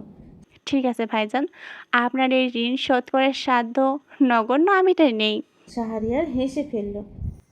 বোনের ভালোর জন্য এতটুকু করাই যায়। আচ্ছা ভাবি, আপনি বাড়ি থেকে ঘুরে আসুন, আমি যাই, ওদিকে কাজ পড়ে আছে অনেক। গুঞ্জরিকার সাথেই নাকচ করে দিল। না, আজ না, অন্যদিন যাব। আমিও যাই এখন। শাহরিয়ার মাথা নেড়ে সম্মতি দিল। দুজন পাশ কাটিয়ে নিজের গন্তব্যে পা বাড়ালো। গুঞ্জরিকার শরীর চলছে না, উপরে সে পাহাড়ের মতো অটল, অথচ ভেতরে কেবল ফাঁকা একটা গহ্বর। আজকাল ভীষণ ক্লান্ত লাগে। জীবনই কোথায় এনে দাঁড় করিয়ে দিল ঠিক বুঝে উঠতে পারে না। তটিনীর একুল পায় না, ওকুলও পায় না। মাঝ নদীতে ভেসে বেড়াচ্ছে। মাঝে মধ্যে রাগ জমে আব্বার উপরে। সেই মানুষটা নিজ হাতে ওকে এই স্রোতস্বিনীর বুকে ভাসিয়ে রেখে গেছে। সেই থেকে গন্তব্যহীন ভেসে চলেছে মেয়েটা। চলতি পথে ক্লান্ত গলায় পিড়পিড় করে আওড়ালো কুঞ্জরিকা। আমি আপনার থেকে নিজেকে ততটাই দূরে সরিয়ে নিব, যতটা দূরে আসলে কখনো আমার অভিমান ভালোবাসা আপনাকে স্পর্শ করতে পারবে না। গুঞ্জরিকা তখন সবে 16তে পদার্পণ করেছে। শশী দিঘিতে সে বছর বড় গ্রাম্য মেলার আয়োজন করেছেন গ্রামের মোড়ল সহ ধনী ব্যক্তিগণ মিলে। মেলা থাকবে 1 সপ্তাহ ধরে। প্রতিবারের মতোই সেবারের মেলাটাও স্কুলের সামনে মাঠেই বসেছিল। হরেক রকমের জিনিসের আনাগোনা ছিল সেখানে। মেলার 2য় দিনে পুকুর পাড়ে বসে চন্দ্রা এবং গুঞ্জরিকা পরিকল্পনা করে রাতে তারা মেলাতে যাবে। বাড়ির সকলেই ঘুমিয়ে পড়লে আর অসুবিধা হবে না। দুজনেই ভীষণ উৎসুক ছিল, কারণ অত বড় মেলা তারা আগে কখনো দেখেনি। দিনের আর রাতের মেলা এক হলো নাকি? রাতের মেলার সৌন্দর্য অন্যরকম, মনোমুগ্ধকর। কথার এক ফাঁকে চন্দ্রা বলে বসেছিল। গুঞ্জ, তোর ভাইজানের সঙ্গে আনিস। কুঞ্জরিকা সেদিন অবাক হয়ে তাকিয়েছিল। স্পষ্ট দেখেছিল লাজুকলতায় মোড়ানো চন্দ্রার বদন। মেয়েটার ফর্সা ফুলো গাল দুটো লালচে হয়ে উঠেছিল। কি মারাত্মক ছিল সেই সৌন্দর্য! খিলখিলি হেসে উঠে জবাবে জিজ্ঞাসা করেছিল। ভাইজানরা আনলে তুই খুশি হবি?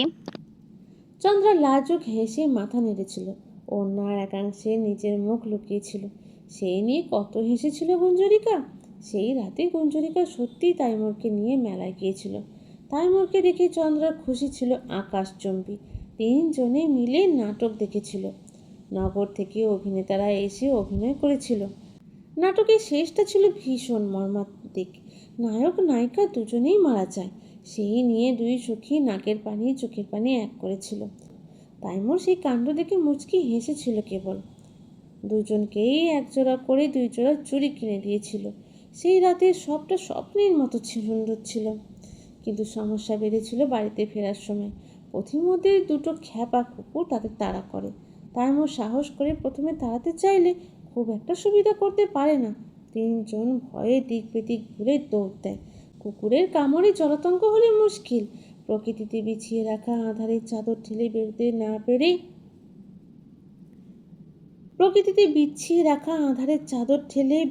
বেরোতে পারে না গুঞ্জরিকা। পথ ভুলে অন্যদিকে চলে আসে। দীর্ঘ একটা সময় দৌড়ে হাঁপিয়ে যায় মেয়েটা। পা পিছলে ভুলবশত খাদে পড়ে যায়। গা হাত পা সব ছিলে ছুলে যায়। কিভাবে কি হয়ে যায় সবটা গুঞ্জরিকার মাথার এক হাত উপর দিয়ে যায়।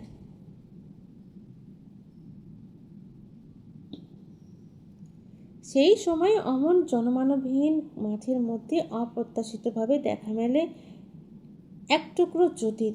গুঞ্জরিকা এক টুকরো আশার আলো দেখতে পায়। দেহে প্রাণ ফিরে পায়, কিন্তু পরক্ষণেই ভয়ে জড়সড় হয়ে পড়ে। যদি কোনো ডাকাত দল হয়, কি করবে ভেবে কুল কিনারা পায় না। খাদের পাশের কাঁচা রাস্তা ধরে আলোর উৎসটা ক্রমশ এগিয়ে আসে। আস্তে ধীরে গুঞ্জরিকা বরাবর চলে আসে। মেয়েটা তখনও বুঝে উঠতে পারে না কি করবে। হঠাৎ সেই সময় সাইকেলটা থেমে যায়। সাইকেলে ঝুলানো লণ্ঠনটা কিঞ্চিত উঁচু হয়। 2টো চোখের তীক্ষ্ণ দৃষ্টিতেই কুঞ্জরিকার ভয়ার্ত দৃষ্টি মিলে যায়। মেয়েটা ভয় পায়, অন্তঃস্থল ভীত হয়। শ্রবণেন্দ্রিয়ে প্রবেশ করে বজ্র গম্ভীর পুরুষালী কণ্ঠস্বর। কে ওখানে? গুঞ্জরিকা তৎক্ষণাৎ কোনো জবাব দিতে পারে না। হঠাৎ করেই নিজেকে লুকানোর প্রয়াস চালায়। খাদের আরেকটু নিচে নেমে যায়। এতে অপরপক্ষের কপালে দৃঢ় ভাঁজের সৃষ্টি হয়। সাইকেল থেকে নেমে দাঁড়ায়। সাইকেলটা রাস্তার একপাশে রেখে লণ্ঠন হাতে খাদের দিকে এগিয়ে আসে। নিচে একটু উঁকি দিতেই দেখে জলজ্যান্ত একটা মানুষ নিজেকে গুটিয়ে রেখেছে, একেবারে ছোট্ট বিড়াল ছানার মতো। এতে আগন্তুকের অধৈর্য কোলে মুচকি হাসি রেশ ছড়ায়। মেয়েটার ভয়ের কারণ খানিকটা উপলব্ধি করতে পারে। কোনো কথা ছাড়াই বলে, উপরে উঠে আসুন মেয়ে, ভয় নেই, আমি আপনার কোনো ক্ষতি করব না। গুঞ্জরিকার চকিতে ফিরে উপরের দিকে তাকায়। ঠোঁটের কোণটা কেটে গেছে, রক্ত ঝরছে সেখান থেকে। সেটা চেপে ধরে আছে, তবুও মুখমণ্ডল উজ্জ্বল, হাসি মুখে শুধায়। সত্যি বলছেন? অপরপক্ষ মাথা নাড়ে, একটা হাত এগিয়ে দেয়। গুঞ্জরিকা হাতের দিকে তাকিয়ে একটু ইতস্তত বোধ করে। মিনিট 2 নিচেই দাঁড়িয়ে থাকে। কিছু একটা ভেবে সেই হাতকে আশ্রয় করে উপরে উঠে আসে। আগন্তুকের দিকে চেয়ে মুচকি একটা হাসি দেয়। লণ্ঠনের আলোয় নিজের ক্ষতস্থানগুলো খুঁটিয়ে খুঁটিয়ে দেখতে থাকে। ভাবে এগুলো কিভাবে আব্বা মায়ের চোখের আড়ালে রাখা যায়। এগুলো তাদের চোখে পড়লে তুফান উঠে যাবে বাড়িতে। সেই সময় শুনতে পায় অপরপক্ষ থেকে ভেসে আসা একটা প্রশ্ন। মেয়ে, আপনার নাম কি? গুঞ্জরিকা কষ্ট চেপে মুখের হাসি বজায় রাখে। গুঞ্জরিকা। পুরো নাম? জবাব দেয়। গুঞ্জরিকা নিজের শরীরে লেগে থাকা কাদামাটি ঝাড়ছে, সেই অবস্থাতেই জবাব দেয়। গুঞ্জরিকা প্রামাণিক। অপরপক্ষ থেকে পুনরায় একের পর এক প্রশ্নের বাণ ভেসে আসে। কোন গ্রামে থাকা হয়? শশী দিঘি। শশী দেখি তো পাশের গ্রাম। এখানে কিভাবে এলেন এত রাতে? আর খাদেই বা কি করছিলেন? গুঞ্জরিকার চোখে পানি জমে, ভয় হয়। ভাইজান আর সখীর জন্য খুব চিন্তা হচ্ছে। কোথায় কিভাবে আছে কে জানে। মেয়েটা ম্লান কণ্ঠে বলে, মেলাতে গিয়েছিলাম ভাইজানার সখীর সাথে। রাস্তায় কুকুরের তাড়া খেয়ে সব এলোমেলো হয়ে গেছে, আমি হারিয়ে গিয়েছি। কিছুক্ষণ নীরবতা চলে। অপর পক্ষে তীক্ষ্ণ দৃষ্টি চারপাশে ভাসমান হয়। এত রাতে এই শুনশান মাঠে থাকা উচিত নয়। গম্ভীর কণ্ঠে আদেশ জারি করে, সাইকেলের পেছনে উঠে বসুন, আপনাকে বাড়ি অবধি রেখে আসি। এখানে এইভাবে থাকা ঠিক নয়। গুঞ্জরিকা জবাবে দ্রুত দুদিকে মাথা নাড়ে। জানো তো না, এত রাতে একটা ছেলের সাথে তাকে দেখে নিলে কেলেঙ্কারি হয়ে যাবে। সমাজে মুখ দেখাতে পারবে না। ফুঁপিয়ে ওঠে মেয়েটা, ক্রন্দনরত গলায় বলে, লোকে দেখলে নিন্দা করবে, আমি যেতে পারবো না। একই ঝামেলায় ফেসে গেলাম, আল্লাহ রক্ষা করো, পথ দেখাও। মুখের কথা শেষ হতেই মেয়েটা শুনতে পায়। তাহলে এখানেই থাকুন, আমি চাই। গুঞ্জরিকার কান্নার বেগ বাড়ে, দ্বিধা দ্বন্দ্বে ভোগে। নিজেকে একটু ধাতস্থ করে সন্তর্পণে চোখ মুছে নেয়। রিনরিনে গলায় জানতে চায়। আপনার নামটা কি বাবু? উত্তরস্বরূপ শোনা যায় শীতল গলার আওয়াজ। আরুশ শেখ। মঞ্জুরিকা এতক্ষণে পূর্ণ দৃষ্টি মিলে সামনে দাঁড়ানো মানুষটাকে দেখে। শুভ্র রঙা পাঞ্জাবি পাজামা পরিহিত সুদর্শন একজন যুবকের সাথে এতক্ষণ কথা বলছে সে। পোশাক দেখেই মনে হচ্ছে ধনীর দুলাল, তবে ভদ্র সভ্য। কি সুন্দরভাবে আপনি সম্বোধন করছে, ভরসা করাই যায়। আর তাছাড়া উপায়ও তো নেই। কুঞ্জরিকা দ্রুত চোখ নামিয়ে নেয়, নরম গলায় বলে। আমাকে গ্রামের সীমায় নামিয়ে দিয়ে এলেই হবে বাবু। আরুষ ক্ষীণ হাসে, ভ্রু তুলে প্রশ্ন করে। অত দূর অবধি যাবেন আমার সাথে? যদি মানুষে দেখে নেয়, বিয়ে হবে না তো আপনার? গুঞ্জরিকা এমন কথাতে ফ্যাল ফ্যাল করে তাকিয়ে থাকে। পরক্ষণেই বুঝতে পারে আরুষ মস্করা করছে। মৃদু হাসে মেয়েটা, নিঃশব্দে সাইকেলের পিছনে উঠে বসে। দূরাকাশের মৃগাঙ্কের আলতো আলোয় ঝিরঝিরে পবনে মেঠো পথ ধরে নিজের গ্রামে ফিরে আসে গুঞ্জরিকা। পথিমধ্যে গুঞ্জরিকা জানতে চায় এত রাতে আরুষ কোথায় থেকে আসছে। উত্তরে জানার সুযোগ হয় নগর থেকে ফিরছে ছেলেটা। মাঠের কিনারায় গুঞ্জরিকাকে নামিয়ে দিয়ে আরুষ বলে। আপনার পায়ের ক্ষতটা গভীর, ডাক্তার দেখিয়ে ওষুধ খাবেন ঠিক মতো। গুঞ্জরিকা মাথা নেড়ে সম্মতি দেয়। মেয়েটা তখনও জানতো না এতখানি ভরসা করার ছেলেটা পাশের গ্রামের বড় ব্যবসায়ীর একমাত্র ছেলে, যে প্রথম সাক্ষাতে নিজেকে খুইয়ে বসেছে তার মাঝে। জানলে বুঝি ওটাই প্রথম এবং শেষবারের মতো সাক্ষাৎ হতো তাদের। হতো বোধ হয়। সেদিন যদি গুঞ্জরিকা জানতো আকস্মিকভাবে দেখা হয়ে যাওয়া নম্র ভদ্র গম্ভীর ছেলেটা তাকে এক বুক সমান যন্ত্রণা দিবে, তাহলে ওই খাদেই পড়ে থাকতো। শেয়াল কুকুরের খাবার হতো, তবুও এমন জীবন চাইতো না। যাকে মনে জায়গা দিয়েছে তাকে কিভাবে অন্যজনের হতে দিতে পারে? এতটা উদার মন আদৌ একজন নারীর হতে পারে? পারে কি? অতীতে ডুব দিয়ে গুঞ্জরিকা ডুব করে কেঁদে উঠল। এত সুখকর অতীত অভাগীদের থাকতে নেই। দুহাতে খামচে ধরল বিছানার চাদর। মধ্যরাতে যখন শেখ বাড়ির সকলে গভীর তন্দ্রায় আচ্ছন্ন, তখন কপাল পোড়া গুঞ্জরিকা ব্যস্ত স্মৃতিচারণে। পাশেই বসে আছে আরিকা, ছলো ছলো চোখে মায়ের কান্না দেখছে। এই পর্যায়ে বলে উঠল, মা, কান্না। গুঞ্জরিকার কান্না থামল না। আর মাত্র 2 দিন আছে এই শখের সংসারে। নিজে হাতে সাজানো গোছানো সংসার তার 5-5টা বছর ধরে আগলিয়ে রেখেছে, এই অবধি এনেছে। অথচ কত সহজেই একজন তৃতীয় ব্যক্তি হয়ে এসে সব কিছু পেয়ে গেল। আরিকা উড়ে যেয়ে মায়ের মাথার কাছে বালিশের উপরে বসলো, আলগোছে মাথাটা গুঞ্জরিকার কপালে ঠেকালো। সেভাবেই বসে রইল। গুঞ্জরিকার রোদন তখনও থামেনি। দম বন্ধ হয়ে আসছে মেয়েটার। বারবার মস্তিষ্কে একটা শব্দ উঁকি দিচ্ছে। তৃতীয় ব্যক্তিগুলো এত ভাগ্যবতী হয় কেন? একজনের বহু কাঙ্ক্ষিত শখ সুখ সবটা না চাই তো তারা পেয়ে যায়। রাতে শেষ প্রহর, ফজরের আজানের সময় হয়ে আসছে। নিশাচর প্রাণীর মতো শেখ বাড়িতে আরও একটা মানুষ বেশ কিছুদিন হলো ঘুমায় না। ঘটা করে তার নেত্রপল্লবের বিচ্ছেদ ঘোষণা করা হয়েছে। দূরাকাশে তারকাদের দিকে চেয়ে রাত্রি যাপন করে সে। পবনে ভেসে আসা গুঞ্জনে নিজের দুঃখ বিলায়। সঙ্গী হয় আসমানের ওই সুন্দরী শশী আর চোখের দুপোটা নোনা জল। একদিনের সংসারে সে নিজেকে খুইয়ে এসেছে, বের হতে পারেনি এখনো। সে চায় না বের হতে। থাকুক না এমন একটা সুন্দর কলঙ্ক। রবি তাকে চাঁদের সাথে তুলনা দিয়েছিল, বলেছিল, আপনার সৌন্দর্যের কাছে চাঁদ বড় তুচ্ছ রাগিনী। সে বড্ড হিংসা করছে আমায়, কারণ আমার ঘরেও তার থেকে অনেক বেশি সুন্দর চাঁদ আছে।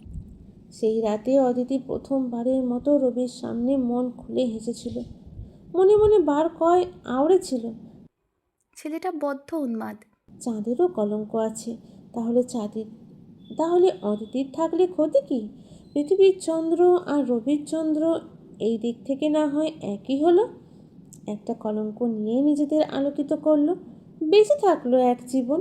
বিয়ের প্রথম রাতে রবি বলেছিল সে পশু পাখিকে ভীষণ ভালোবাসে, তাই ছাদে সে কবুতর পালে। সেখানে একজোড়া কবুতর আছে যাদের নাম রাজা রানী। এই নাম রেখেছিল কারণ ওরা দুজন নাকি একে অপরকে ছাড়া কিছুই বুঝতো না। বাচ্চা ফোটানোর সময় রাজা রানীকে যত্নে খাইয়ে দিত। তাদের এত ভালোবাসা দেখে শখ করে এই নাম রেখেছিল। রবি অদিতিকে নিয়ে বিকেলে গিয়েছিল ছাদে। রাজা রানীর সাথে এক বিকেল ভোর দুজন আড্ডা দিয়েছিল। অতটুকু সময়ে অদিতির গা ঘেঁষা হয়ে গিয়েছিল কবুতর দুটো। আচ্ছা, রবিকে ছাড়া তারা এখন কেমন আছে? মুখে খাবার তুলছে কি? রবিকে খুঁজছে না একটুও? অদিতির গাল বেয়ে 2 ফোঁটা পানি গড়িয়ে পড়ল।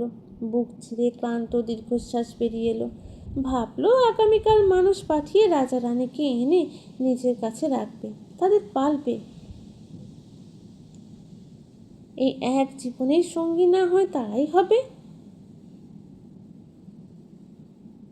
ভাবিচান যেমন আরিকাকে নিয়ে বেঁচে আছে, সেও না হয় রাজা রানীকে নিয়েই বেঁচে থাকবে।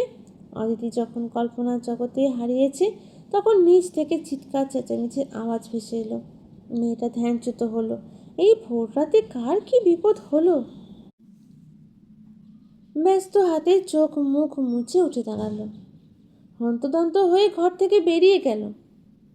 অদিতি, কুঞ্জরিকা এবং চন্দ্রা 3 জনে একসাথে সিঁড়ির মুখে এসে দাঁড়ালো।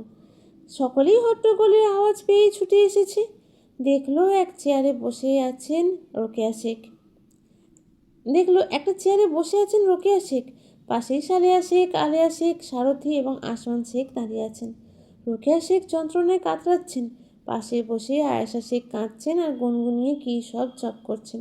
ওরা 3 জন ত্বরান্বিত পায়ে নিচে নেমে গেল। রোকেয়া শেখের কাছে উপস্থিত হতেই জানতে পারল অজু করতে যেয়ে কলপারে পা পিছলে পড়েছেন রোকেয়া শেখ। কোমরে আর মাথার পিছনের দিকটায় অত্যাধিক আঘাত পেয়েছেন। ঠিকমতো কথাটাও বলতে পারছেন না। কেমন ঝিম মেরে গেছেন মানুষটা। কিন্তু দুঃখের বিষয় এখন কিছু করারও নেই। সকাল অবধি অপেক্ষা করতে হবে, তবেই ডাক্তার পাওয়া সম্ভব, নচেত নয়। অদিতি ছুটল ঠান্ডা পানি আনতে। সেটা নিয়ে খুব করে মায়ের মাথার পিছনে এবং কোমরে দিল। কোমরে আলতো হাতে ডলে দিচ্ছে মেয়েটা। সেই অবস্থাতেই বলে উঠল, এই সামান্য ব্যথাটুকু সহ্য করতে পারছো না মা? অথচ কারোর থেকে তার স্বামী কেড়ে নিয়ে মৃত্যু সমান যন্ত্রণা তুমি দিচ্ছ। আল্লাহ ছাড় দেন, তবে ছেড়ে দেন না। এমন বিষাদে মোড়ানো পরিবেশে অদিতির কথাগুলো বড্ড অদ্ভুত শোনালো। ওই যে সত্য সব সময় দিতে হয়। সবাই হতবাক হয়ে দাঁড়িয়ে রইল। আয়েশা শেখের কান্না থেমে গেছে। রোকেয়া শেখ শরীর বিষিয়ে তোলা যাতনা নিয়ে নিভু নিভু চোখে মেয়ের দিকে চেয়ে রইল। গুঞ্জরিকা নির্বিকার ভঙ্গিতে দাঁড়িয়ে আছে, যেন এইসব তার ভেতরে কোনো প্রভাব ফেলতে পারেনি। আর চন্দ্রা এক দৃষ্টে তাকিয়ে আছে মেঝের দিকে। তার বলার কিছু নেই। ইচ্ছে অনিচ্ছা যেটাই হোক না কেন, একজনের সাথে সে অন্যায় করেছে, আর সেই সত্য সে কখনোই মুছতে পারবে না, সম্ভব নয়। সাত সকালে গ্রামের ডাক্তার সাহেব এসে রোকেয়া শেখকে দেখে গেছেন। পরীক্ষা নিরীক্ষা করে ঔষধও দিয়ে গেছেন। কোমরের হাড়ে বেশ খানিকটা আঘাত পেয়েছেন। আপাতত মাস কয়েক একেবারে বিছানাবন্দি হয়ে কাটাতে হবে রোকেয়া শেখকে। প্রয়োজন ব্যতীত হাঁটাচলা না করাই ভালো। একা এমনকি ভারী কাজের ধারে কাছেও যাওয়া যাবে না। রোকেয়া শেখ এই শুনে কেঁদে কুটে অস্থির হয়ে আছেন। খাওয়ার বিষয়ে বেশ নাকচু তিনি। গুঞ্জরিকা ইদানিং রান্নাঘরে যায় না, রান্নার কাজেও হাত দেয় না। উনি নিজেই রান্না করেন। সালেহা শেখ একটু সাহায্য করেন, এই যা। ওনার দুশ্চিন্তা দেখে চন্দ্রা আশ্বস্ত করেছেন রান্নাটা সেই করবে, কাজের খালাতে দিয়ে করাবে না। রোকেয়া তখন একটু শান্ত হয়েছিল বটে, কিন্তু কাঁদতে কাঁদতে বারবার বলে চলেছেন আরুষকে জানানোর কথা। যদি উনি মারা যান, না হয় ছেলের সাথে দেখা না হয়। এই আশঙ্কায় গুটিয়ে এসেছেন রোকেয়া শেখ। অদিতি কাট জানিয়েছেন ভাইজান আগামীকাল সন্ধ্যা নাগাদ ফিরে আসবে। আর চিঠি পাঠালে ভাইজান হাতে পাবে না ঠিক সময়ে, তাই ধৈর্য ধরতে হবে সকলকে। রোকেয়া শেখ মেয়ের কথার উপরে কথা বলার সাহস পাননি। কিছু সময়ের ব্যবধানেই মানুষটা কেমন যেন নেতিয়ে এসেছে। বয়স বেড়েছে কয়েক গুণ। চোখ মুখের দিকে তাকানো যাচ্ছে না।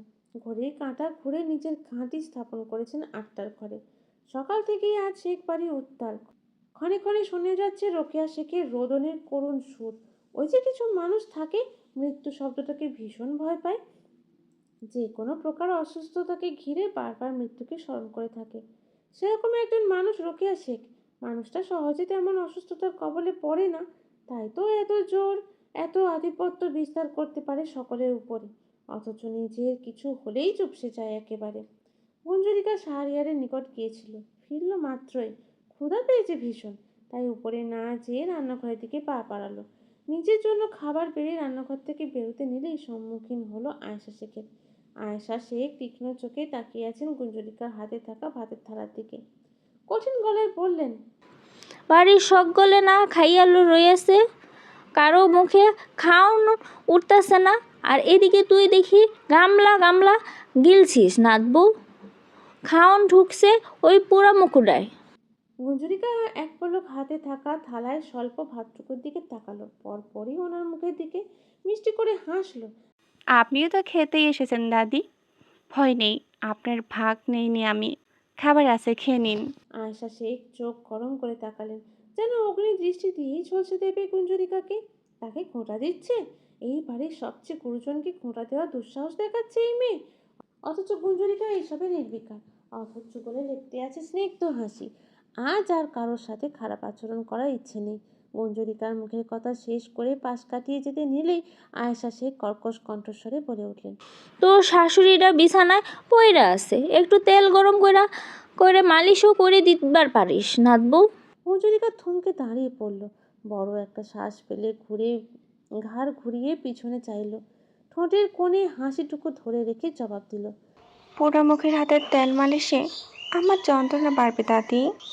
দেশের একজন সচেতন নাগরিক হিসাবে এত বড় অফিসার আমি করতে পারি না। তাছাড়া আমার সুন্দরী বৌমা আছে না, তাকে বলুন, দেখবেন আজ রাতের মধ্যে আমার সব যন্ত্রণা জ্বালা কমে যাবে। গুঞ্জরিকার মুখনিসৃত কথাগুলোতে আয়েশা শেখ কিং কর্তব্য বিমূঢ় হয়ে দাঁড়িয়ে রইলেন। ঠিক সেই সময় ভেসে এলো চন্দ্রার গলা, আজকাল পারিবারিক শিক্ষার সাথে বড়দের সম্মান করাটাও ভুলে যাচ্ছিস মনে হচ্ছে। গুঞ্জরিকার সামনেই দাঁড়িয়ে আছে চন্দ্রা, দুজনের কথাবার্তার মাঝে এসে দাঁড়িয়েছে হয়তো। মুখের কথা শেষ হওয়ার সাথে সাথেই থাপ্পড়ের প্রবল আওয়াজে চমকে উঠলেন আয়েশা শেখ। চন্দ্রার মাথাটা ভন ভন করছে, ডান গালে হাত দিয়ে ছলছল চোখে তাকিয়ে আছে। গুঞ্জরিকা 2 পা এগিয়ে যেয়ে মুখোমুখি দাঁড়ালো, মুচকি হেসে ফিসফিস করে বলল, খবরদার আমার পরিবার তোরে কথা বলবেন না, নিজের জন্য নির্ধারিত গণ্ডিতে থাকবি। আমার পারিবারিক শিক্ষার দিকে আঙ্গুল তুললে সেটা ভেঙে মুচড়ে দিব আমি। তোর সামনে তোর সখী গুঞ্জা নয়, তোর সতীন গুঞ্জা দাঁড়িয়ে আছে। সেই সম্পর্ক তুই নিজ সচ্চাই গড়িয়েছিস। মুখের কথা শেষ করে হনহনিয়ে প্রস্থান করলো গুঞ্জরিকা। চন্দ্রা দাঁতে দাঁত চেপে দাঁড়িয়ে রইল, হাতটা তুলেছিল তবে তা নামিয়ে নিল। কিছু সময় পরাজয়েও জিত থাকে, ফির দিয়ে আঘাত করতে নেই। মেয়েটার পানিতে টইটুম্বুর চোখ দুটো রহস্যময় দেখাচ্ছে। কিছুক্ষণ দাঁড়িয়ে থেকে ছোট ছোট পা ফেলে ওখান থেকে চলে গেল। আয়েশা শেখ গুঞ্জরিকার এত তেজ ঠিক হজম করতে পারলেন না। দাদুভাই না থাকলে এই মেয়ে যেন পাখা গজায়। জাত পাতহীন মেয়েটাকে এত ইন্ধন কে জোগায়? যেই জাতের মুখে গ্রামের সকলে লাথি মারত, সেই জাতের মেয়ের মুখে এরকম কথা বড্ড বেমানান শোনায়। সেদিন যদি আরুষ দাদুভাই পাশে না দাঁড়াতো, পুরো পরিবারের সাথেই বান্দির মেয়েও তো ভেসে যেত। গেলে বেশ হতো, এত হ্যাডম দেখা লাগতো না। পাপের রক্ত শরীরে ধারণ করে এখন বড় বড় জ্ঞানের পানি শোনায়। আয়েশা শেখ এক বুক বিতৃষ্ণা নিয়ে গুঞ্জরিকার প্রস্থানের দিকে তাকিয়ে আছেন। এই তো বছরখানেক আগেও মেয়েটা নরম পুতুল ছিল একেবারে, যে যা বলতো তাই মাথা পেতে নিত, কখনো ফিরতি একটা শব্দও উচ্চারণ করেনি। যে যেমন পারতো দাদু ভাইয়ের অগোচরে খাটিয়ে নিত, কথা শোনাতো। কিন্তু এখন স্বল্প সময়ের ব্যবধানে এত পরিবর্তন মেনে নেওয়া যায় না। আয়েশা শেখ বিড়বিড় করে আওড়ালেন, কুকুরের পেটে কখনো ঘি ভাত সহ্য হয় না।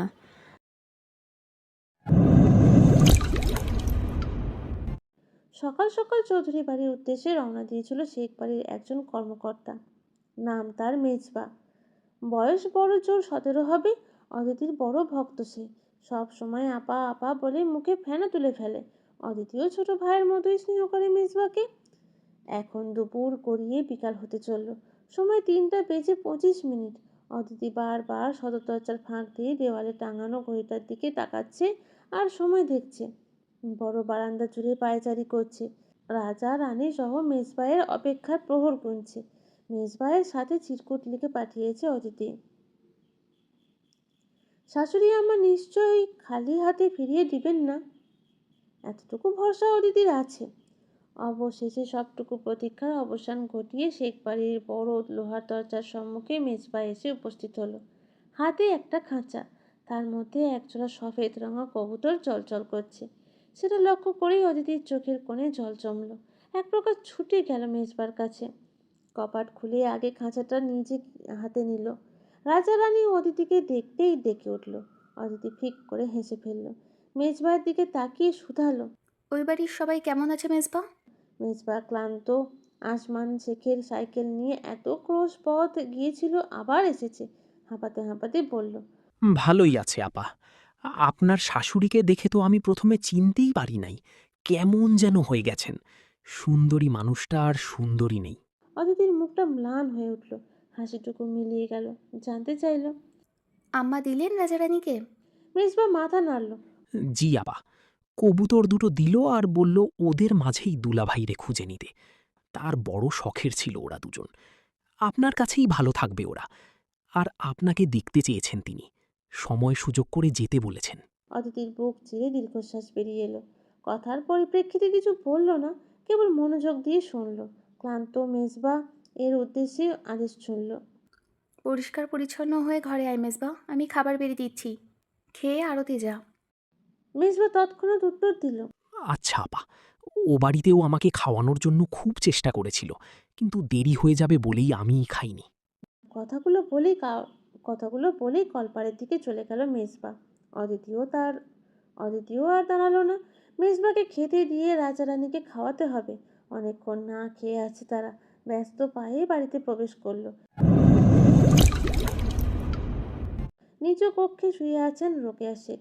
মাগরিবের নামাজ আদায় করেছেন বিছানায় বসেই। বেশ কষ্ট হচ্ছে বসতে। পাশে আপাতত কেউই নেই, যে যার কক্ষে আছে। পরে আসবে হয়তো।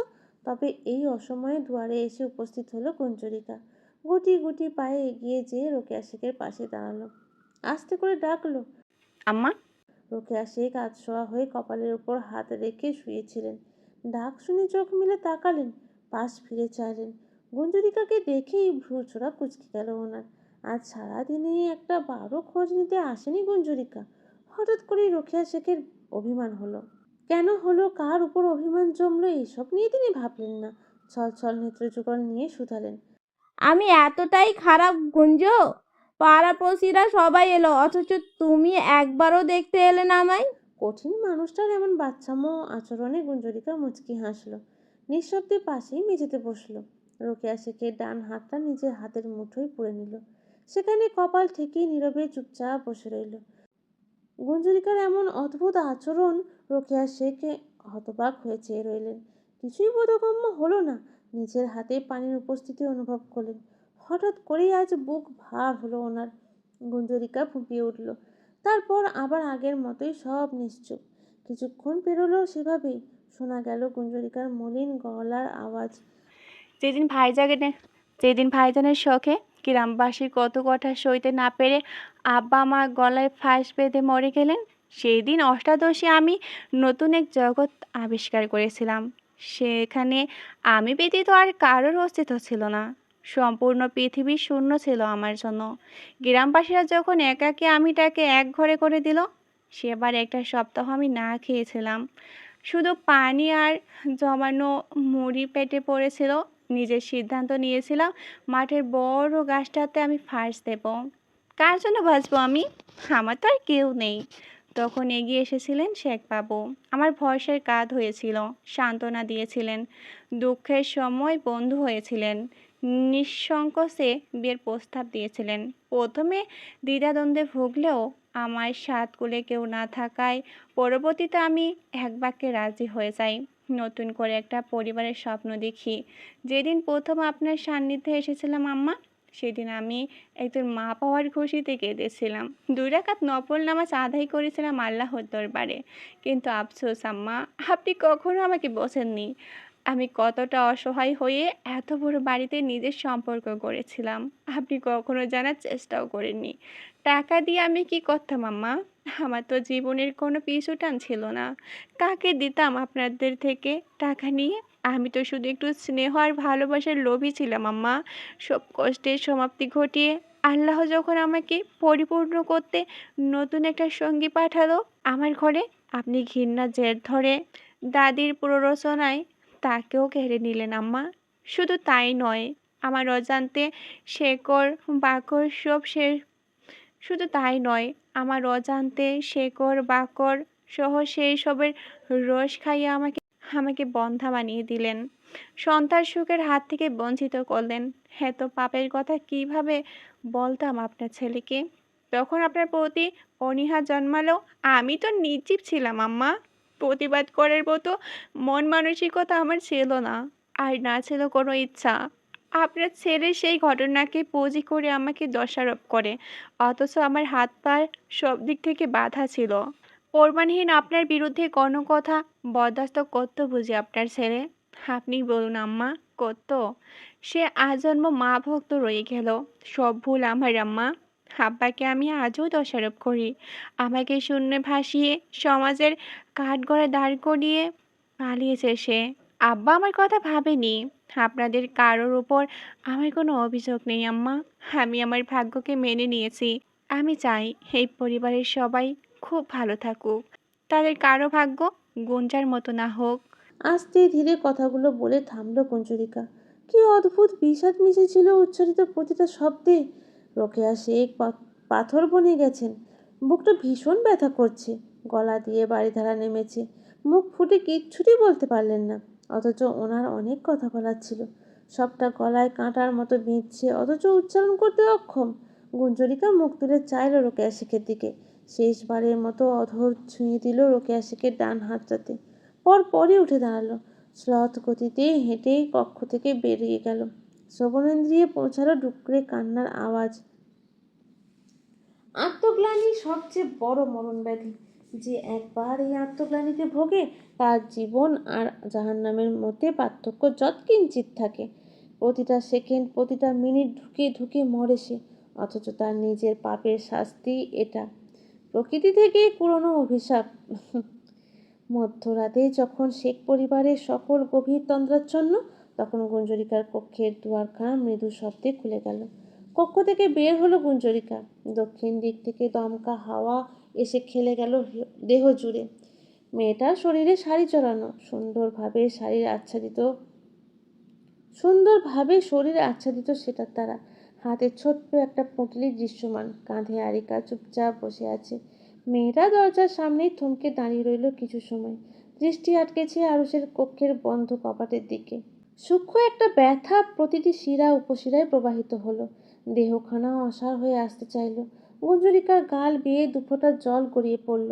এক বুক হাহাকার নিয়ে সামনের দিকে পা বাড়ালো।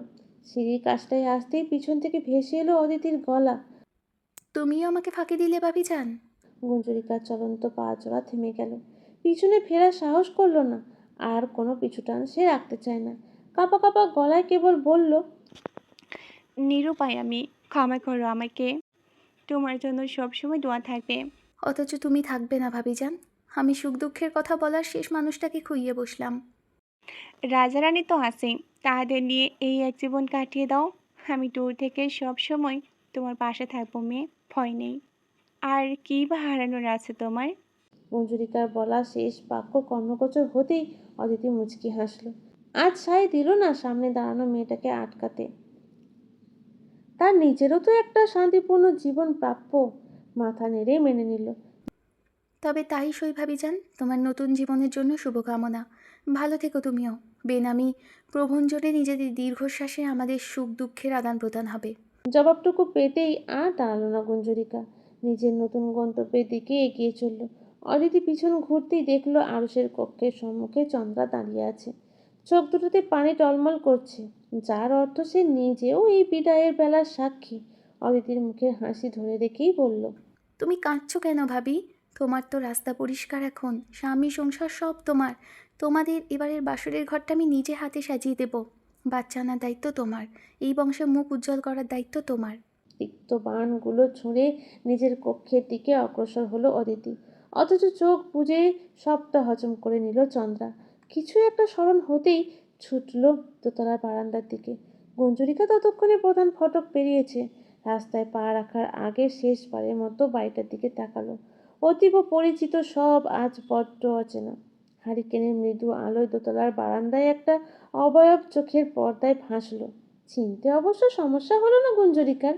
ঠোঁটের কোণ ঘেঁষে তার ছেলের হাসির রেশ ছড়ালো। বড় একটা শ্বাস ফেলে মুখ ফিরিয়ে নিল। পদযুগল রাখলো রাস্তায়, এগিয়ে চলল নিজের নতুন জীবনের উদ্দেশ্যে, নিজের নতুন গন্তব্যে। এইবার অন্তত সবটা ভালো হোক, 2 দিন বাঁচলেও স্বস্তিতে বাঁচার সুযোগ হোক। চলতি পথে গুঞ্জরিকা বিড়বিড় করে আওড়ালো। অতঃপর সমাপ্তি দীর্ঘ এক নাটকীয়তার। স্বাগতম আপনাকে ভালোবাসার ডায়েরি চ্যানেলে, যেখানে প্রতিটা গল্পে লুকিয়ে থাকে ভালোবাসা, অনুভূতি আর না বলে কিছু আবেগ। কখনো হাসি, কখনো কষ্ট, আবার কখনো এমন কিছু অনুভূতি যা হয়তো আপনার জীবনকেও ছুঁয়ে যাবে। তাই নিত্য নতুন ভালোবাসার গল্প শুনতে চাইলে এখনই সাবস্ক্রাইব করে আমাদের পরিবারের অংশ হয়ে যান। গ্রামের মধ্যিখানে অবস্থিত চৌধুরী বাড়িটা নির্জীব হয়ে দাঁড়িয়ে আছে। বাড়ি ভর্তি মানুষ, অথচ নেই কোনো কোলাহল। চৌধুরীদের বড় ছেলে যেন নিজের সাথেই সম্পূর্ণ বাড়ির সবটুকু আমেজ নিয়ে গেছে। মানুষগুলো এখন আর আগের মতো একসাথে 3 বেলা খায় না। তাদের দৈনন্দিন জীবনের নিয়ম বিশদ পরিবর্তন এসেছে। বাড়ির চারপাশে ঘিরে সব সময় মৃদুমন্দ গতিতে বিষাদের হাওয়া বয়ে চলে। মধ্যরাতে ক্ষণে ক্ষণে শোনা যায় লাবণ্য চৌধুরীর বুক ফাটা আর্তনাদ। সেই রোদনের করুণ সুরে থমকে যায় অশরীরীগুলো। তাদেরও বুক ভার হয়, প্রকৃতির সাথে দুঃখ বিলাস করে। সময় সকাল 7টা বেজে 5 মিনিট। চৌধুরী পরিবারের গুরুজনেরা বসার ঘরে বসে আছেন। সামনে রোজা, সেই নিয়ে আলোচনা করছেন। 30টা রোজাতেই তারা গরিব দুঃখীদের ইফতার খাইয়ে থাকেন। সকলের মতামত নিয়ে একটা সুন্দর মতো পরিকল্পনা করা হলো। কেনাকাটার দায়িত্ব পড়ল রবির চাচার বড় ছেলে আহনাফের ওপর। আগামী পরশুদিন সেই নগরে যে প্রয়োজনীয় সবকিছু কেনাকাটা করে আনবে। কথার এক ফাঁকে তামজাদ চৌধুরীর ছোট ভাই তৈয়ব চৌধুরী বললেন, ভাইজান, আপনাদের সাথে আমার গুরুত্বপূর্ণ কিছু কথা ছিল। তামজাদ চৌধুরী কথা বলছিলেন রেখা চৌধুরীর সাথে। ঘাড় ঘুরিয়ে তাকালেন ছোট ভাইয়ের দিকে, মুচকি হেসে বললেন, বলো, তবে দ্রুত কথা শেষ করো, আমার হাতে সময় কম। ঘাট থেকে স্টিমার ছেড়ে দিলে মুশকিল, আজকে নগরে যাওয়া আবশ্যক। ভাইজানের আদেশে তৈয়ব চৌধুরী বাধ্যের মতো মাথা নাড়লেন। রয়ে সয়ে একটু আমতা আমতা করলেন। ভাইজান, আহানাফের বিয়ে তো বয়স হয়েছে, এই বিষয়ে একটু এগোতে চাইছি। আফিয়ার বয়স হচ্ছে, কোমরের ব্যথার জন্য কক্ষ থেকে ঠিকমতো বেরোতে পারে না। একজন গল্পের সঙ্গী থাকলে মন্দ হয়তো না। কথাটা বলেই পাশে বসা অর্ধাঙ্গিনীর দিকে তাকালেন তৈয়ব চৌধুরী। আফিয়া খন্দকার ইশারায় ওনাকে আশ্বস্ত করলেন। পরিবারের এমন দুর্বিষহ অবস্থায় বিয়ে শব্দটা শুনতেই ভ্রু কুঁচকে তাকালেন রেখা চৌধুরী। লাবণ্য চৌধুরী অবশ্য নির্লিপ্ত, এক দৃষ্টে মেঝের দিকে তাকিয়ে আছেন। ছোট ভাইয়ের আবদারে হাসলেন তামজাদ চৌধুরী। অবশ্যই মেয়ে দেখো, তবে ভাইজানকে পাশে পাবে সর্বদা। তামজাদ চৌধুরীর কথা শেষ হওয়ার সাথে সাথেই তৈয়ব চৌধুরী বলে উঠলেন, ভাইজান, পাত্রী হিসেবে আফিয়া একজন মেয়েকে পছন্দ করে। তার কথাবার্তা, আচার আচরণে ভীষণ মুগ্ধ হয়েছে। তামজাদ চৌধুরীর মুখের হাসি বাড়ল। ছোট ভাই তার সব কিছুতেই এগিয়ে। জানতে চাইলেন মেয়ের নাম। নাম কি মেয়ের? কোন গ্রামে থাকে? আর্থিক অবস্থা কেমন? এই প্রশ্নে একটু নীরবতা খেলে গেল বসার ঘর জুড়ে। সময় নিয়ে তৈয়ব চৌধুরী নামটা উচ্চারণ করলেন। অদিতি, অদিতি শেখ। নামটা বজ্রপাতের মতো আঘাত হানল কক্ষে। নিঘুড়ো নিস্তব্ধতায় মুড়িয়ে গেল কক্ষের সর্বক্ষণ। রেখা চৌধুরীর কপালে ভাঁজের সৃষ্টি হয়েছে। মেঝেতে নিবদ্ধ চোখজোড়া তুলে সামনে তাকিয়েছেন লাবণ্য চৌধুরী। চোখে মুখে অবিশ্বাস্যতা ফুটে উঠেছে। মানুষগুলো আজ অব্দি কেবল প্রতিযোগিতাই করে গেল, মনুষ্যত্বের ডাকে সাড়া দিল না। তামজাদ চৌধুরী স্তব্ধ হয়ে বসে আছেন। প্রত্যুত্তরে ঠিক কী বলা উচিত ওনার বোধগম্য হচ্ছে না। সবাই যখন হতভম্ব হয়ে বসে আছেন, তখন মুখ খুললেন রেখা চৌধুরী। তৈয়ব চৌধুরীর উদ্দেশ্যে তাচ্ছিল্যের সাথে বললেন, যে মেয়ে স্বামীর মৃতদেহ দাফনের সাথে সাথে শ্বশুরবাড়ি ত্যাগ করেছে, তাকে আপনি আপনার ছেলের বউ হিসেবে চাচ্ছেন ভাইজান? চাওয়াটা বেশি নয়, তবে অবাস্তব। আপনারা তাকে চিনতে ভুল করেছেন। এত ঠুনকো আত্মসম্মান তার নয়। তৈয়ব চৌধুরী শুনলেন প্রাণপ্রিয় বোনের কথা। এতক্ষণে তাকালেন লাবণ্য চৌধুরীর দিকে, কণ্ঠে সম্মান মিশিয়ে শুধালেন, ভাবি, আপনার মতামত জানা অনেক বেশি প্রয়োজন, কিছু তো বলুন। লাবণ্য চৌধুরী থমকে বসে আছেন। যেই মেয়েকে নিজের ছেলের জন্য এনেছিলেন, যেই মেয়ে মাত্র 2 দিনেই তার বুকের একাংশ জায়গা করে নিয়েছে, তাকে কিভাবে ভাইয়ের বৌমা হিসেবে দেখবেন? কিছু একটা ভাবলেন। সেদিন অদিতির অদ্ভুত আচরণ দেখেছিলেন। মেয়েটার মনের উত্তর ওনার অজানা নয়। রবির মৃত্যুর পরে প্রথমবারের মতো মুচকি হাসলেন। আপনারা জানতে হবে সম্বন্ধ নিয়ে, বাকিটা অতিথির মতামতের উপর নির্ভর করছে। ওটা সম্পর্কে আমি অবগত নই। মুখের কথা শেষ করে উঠে দাঁড়ালেন লাবণ্য চৌধুরী। শ্লথ গতিতে হেঁটে বসার ঘর থেকে বেরিয়ে গেলেন। সবাই অবাক চোখে দেখলো ওনার প্রস্থান। এত সহজে মেনে নেওয়াটা ঠিক হজম হলো না। 2 দিনে অদিতির সাথে তার সখ্যতা সবাই সচক্ষে দেখেছিল। মনে হচ্ছিল যুগ যুগ ধরে পরিচিত তারা। তবে সে যাই হোক, অনুমতি তো পাওয়া গেছে। তৈয়ব চৌধুরী তৃপ্তির সাথে হাসলেন। আফিয়া খন্দকারের অধরের কোণ ঘেঁষে ক্রূর হাসি লেপ্টে আছে। রেখা চৌধুরীর চোখে এড়ালো না সেটা। বড় ভাবিজানের সাথে যে ছোট ভাবিজানের প্রতিযোগিতায় নেমেছে সেটা বুঝতে আর বাকি নেই। 2 দিনের দুনিয়ায় আমরা হিংসা বিদ্বেষ করেই নিজেদের সবটুকু মূল্যবান সময় ব্যয় করে ফেলি। আল্লাহর দেওয়া আমাদের প্রধান কাজটুকুই ভুলে যাই। এতে আমাদের ক্ষতি বই লাভ নেই। বোকা মানবকুল। দিনের প্রহর শেষে মাগরিবের আজান দিয়েছে কিছুক্ষণ আগে। মুসল্লিরা দলে দলে মসজিদের দিকে ছুটছে। আলোর অস্তিত্ব ক্রমশ ফিকে হয়ে আসছে। আঁধারে মুড়িয়ে যাচ্ছে প্রকৃতি। ঝিঝি পোকার দলেরা সংঘবদ্ধভাবে আন্দোলনে নেমেছে। জোনাকির দলেরা ছুটে ছুটে আসছে মানবের বন্ধু হতে। তাই তো অবহেলায় পড়ে থাকা বনজঙ্গলের সৌন্দর্য বাড়িয়ে তুলছে নিজেদের আলোয়। মানুষেরা খিড়কি গলিয়ে মুগ্ধ চোখে দেখছে তাদের নৃত্য। কি চমৎকার উড়ে উড়ে নৃত্য পরিবেশন করছে। শহর থেকে ফিরেছে আরুষ। গ্রামের মোড় থেকেই মেজবা তাকে রোকেয়া শেখ সম্পর্কে সবটা অবগত করেছে।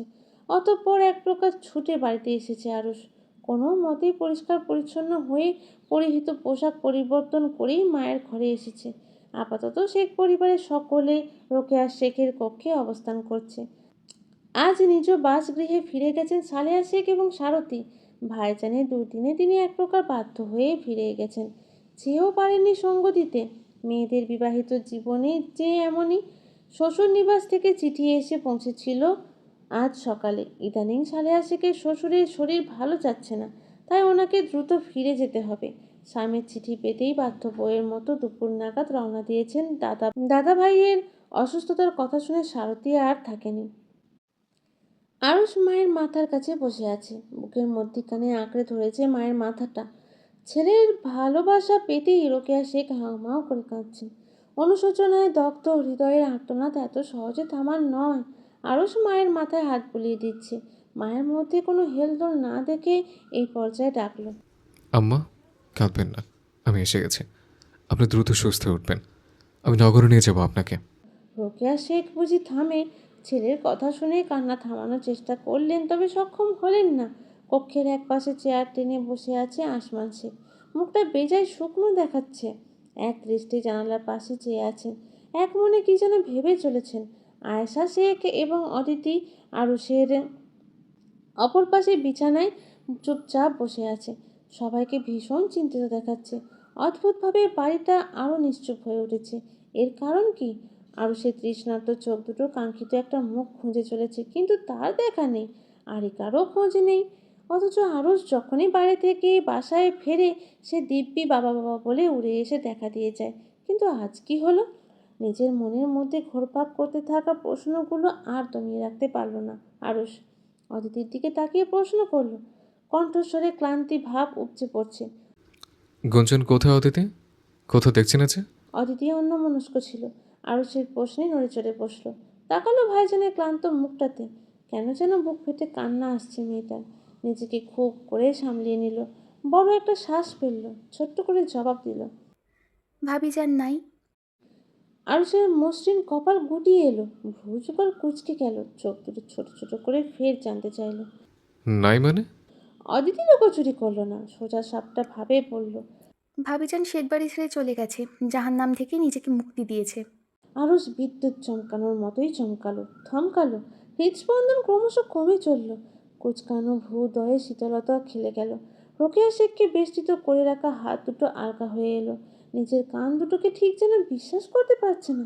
এটা এটা কিভাবে সম্ভব? সঙ্গ ত্যাগের মতো এতটা দৃঢ় ঘৃণার দেওয়াল তাদের মধ্যে তৈরি হয়নি। কিভাবে পারলো মেয়েটা? একটা বারের জন্য আরুষের কথা ভাবলো না, তার দিকটা বোঝানোর সুযোগটুকু দিল না। সে তো সন্তান সঙ্গ কখনোই চায়নি, চেয়েছে কেবল তার গুঞ্জনকে, যাকে এক দেখায় নিজের দিন দুনিয়া ভুলতে বসেছিল। গুঞ্জন ব্যতীত এই জীবন কাটানো সম্ভব নয়। কিভাবে কাটাবে আরুষ, কিভাবে?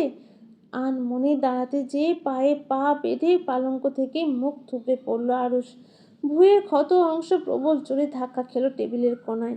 সাথে সাথেই থেঁতলে রক্ত বেরিয়ে এলো ক্ষতস্থান থেকে। পুরনো ক্ষত আবার তরতাজা হয়ে উঠল। মুখমণ্ডলের এক পাশ রক্তে স্নানিত হয়ে উঠল, অথচ ছেলেটা উদাসীন, দেহে যেন প্রাণ নেই। টেবিলের পায়ের সাথে হেলান দিয়ে বসলো, আলগোছে চোখ জোড়া বুজে নিল। মানসপটে ভাসলো প্রিয়তমার সাথে শেষ দেখা দৃশ্যটুকু। লাল টকটকে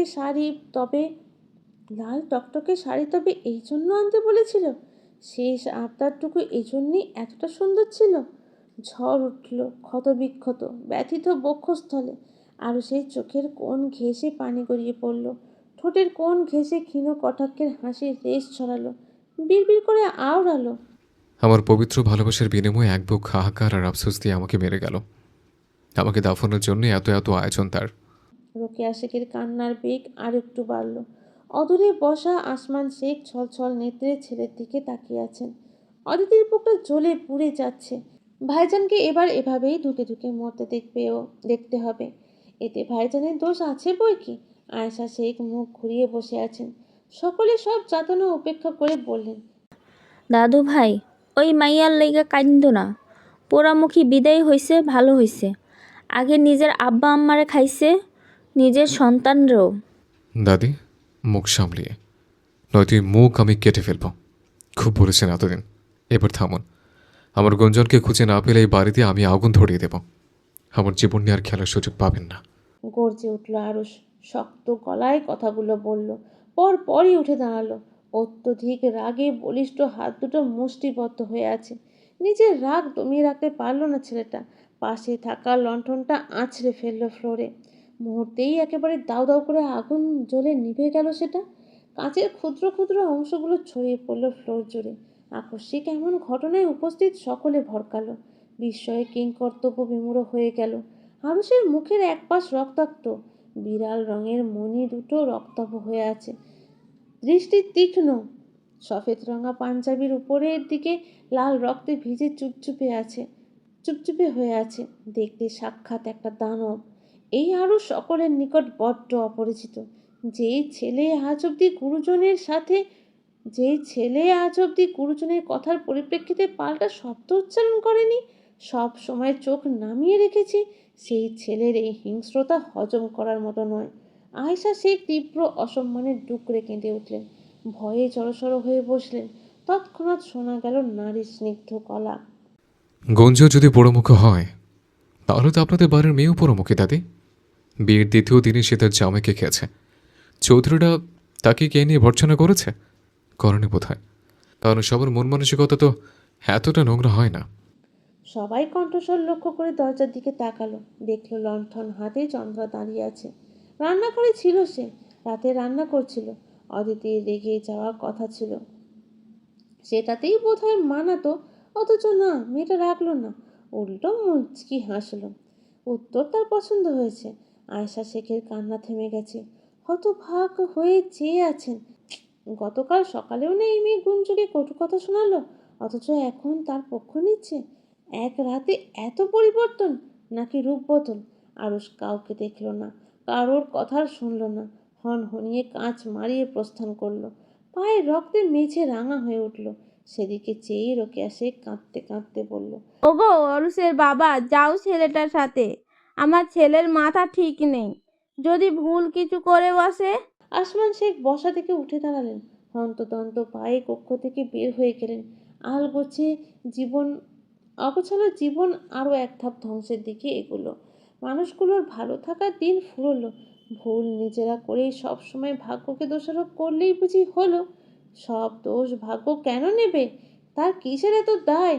মন মানসিকতা এতটা কলুষিত কেন করব আমরা, যেখানে ঠিক ভুলের পার্থক্যটুকুও আমরা উপলব্ধ করতে পারবো না? প্রবাদে আছে, মানুষ দাঁত থাকতে দাঁতের মর্ম বোঝে না। নদীর তীরে গড়ে উঠেছে ছোট্ট একটা কুটির, চারপাশে বাঁশের বেড়া দিয়ে ঘেরাওকৃত। কুটিরের চারিদিকে সবুজের মেলবন্ধন, শোঁ শোঁ শব্দে বয়ে চলেছে শীতল হাওয়া। সেই প্রবল বাতাসে ঘরের চালার ঘরগুলো দুলছে, শরীর মৃদু আলোয় চারপাশটা স্পষ্ট। শুনশান নীরবতায় আচ্ছন্ন পরিবেশ। কুটিরের ভেতরে নিভু নিভু দুটিতে জ্বলছে একটা লণ্ঠন, তেল কম, আলো তেজও ক্ষীণ। কুটিরের একপাশে একটা মাদুর বিছিয়ে রাখা হয়েছে, সেখানে ঠাঁই পেয়েছে গুঞ্জরিকার শীর্ণ দেহখানা। সুশ্রী আনন লাল হয়ে ফুলে আছে, চোখ দুটো রক্তিম দেখাচ্ছে। দীর্ঘক্ষণ কান্নার ফলস্বরূপ এরকম হয়।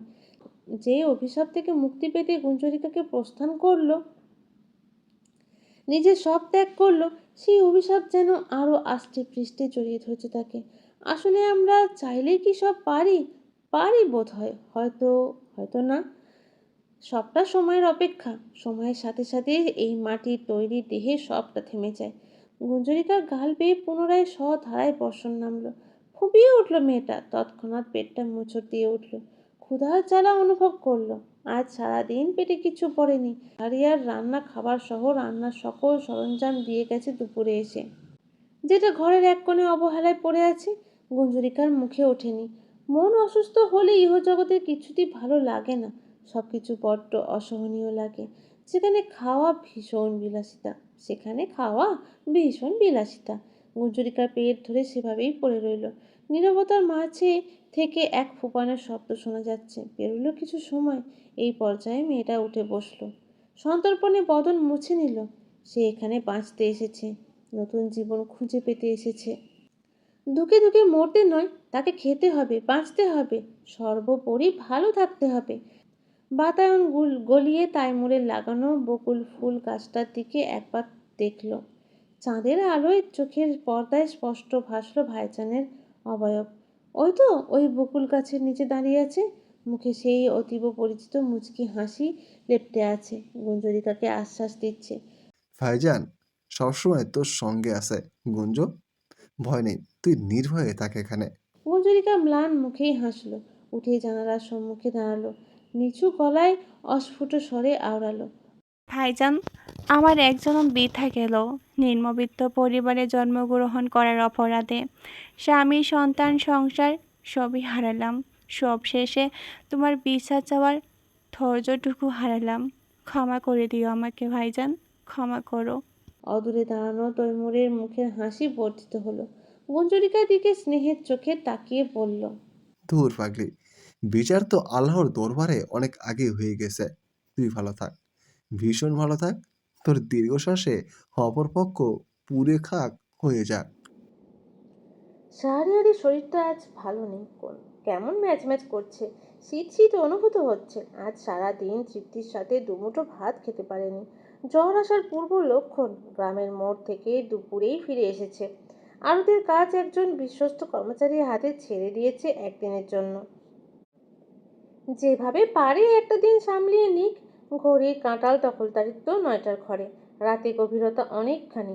এতক্ষণে গ্রামের সকলে গভীর তন্দ্রায় তলিয়েছে। দুমুঠো অন্নের জন্য সারা দিন হাড় ভাঙা পরিশ্রম করে সকলে সন্ধ্যার পর খেয়ে দিয়ে খাটাখাটুনির শরীর বিছানায় ছোঁয়াতেই ঘুমের দেশে পাড়ি জমায়। শাহরিয়ার নিজ কক্ষে শুয়ে আছে। ঘরের দাওয়ায় বসে আছেন ববিতা সাহা এবং কমলিকা। ছেলের জন্য মায়ের চোখে ঘুম নেই আজ, তাই অসুস্থ শরীর নিয়েই বৌমার সাথে এটা সেটা নিয়ে টুকটাক আলোচনা করছেন। সেই সময়ে বাড়ির প্রধান ফটক খোলার শব্দ শোনা গেল। টিনের দরজাটা ক্যাঁচক্যাঁচ শব্দ তুলল। ওনারা দুজন তাকালেন সেদিকে। অন্ধকারে ঠিক ঠাহর করতে পারলেন না। পরপরই উঠানে দৃশ্যমান হলো একটা মানুষের অবয়ব। আস্তে ধীরে লণ্ঠনের আলোয় মুখটা স্পষ্ট হলো। রক্তাক্ত একখানা পরিচিত মুখাবয়ব চোখের পর্দায় ভাসলো। মুখমণ্ডলের এক পাশে তাজা রক্ত শুকিয়ে কড়কড়ে হয়ে আছে। পরিহিত পাঞ্জাবির উপরাংশ রক্তে স্নানিত, জায়গায় জায়গায় কুঁচকে গেছে, চুলগুলো উস্কো খুস্কো। ববিতা শাহ অবাক হয়ে তাকিয়ে রইলেন। কমলিকা নিজেও স্থবির হয়ে পড়েছে। পরিপাটি মানুষের এই রূপ বড্ড অচেনা। সেই সময়ে কক্ষ থেকে বের হলো শাহরিয়ার। একা একা ভেতরে শুয়ে থাকতে ভালো লাগছে না, সঙ্গ দিবে মা এবং অর্ধাঙ্গিনীকে। কিন্তু ছেলেটা থমকে দাঁড়িয়ে পড়লো চৌকাঠের নিকট, আর এক পাও এগোতে পারলো না। বন্ধুর এই ভঙ্গুর সত্তা বুকে কাঁপন ধরালো। বোকা মেয়েটা যদি একটা বার দেখতেই অগোছালো আরুষকে, তবে কি পারতো মুখ ফিরিয়ে নিতে? পারতো বোধ হয়, তীব্র অভিমানের জোরে ঠিক পারতো। যেই অভিমান নিয়ে নিজের সুখ সংসার ত্যাগ করলো, তার কাছেই যাতনা যৎসামান্য। শাহরিয়ারের বুক চিরে দীর্ঘশ্বাস বেরিয়ে এলো, বড় বড় পা ফেলে ঘরের দাওয়া থেকে নেমে গেল।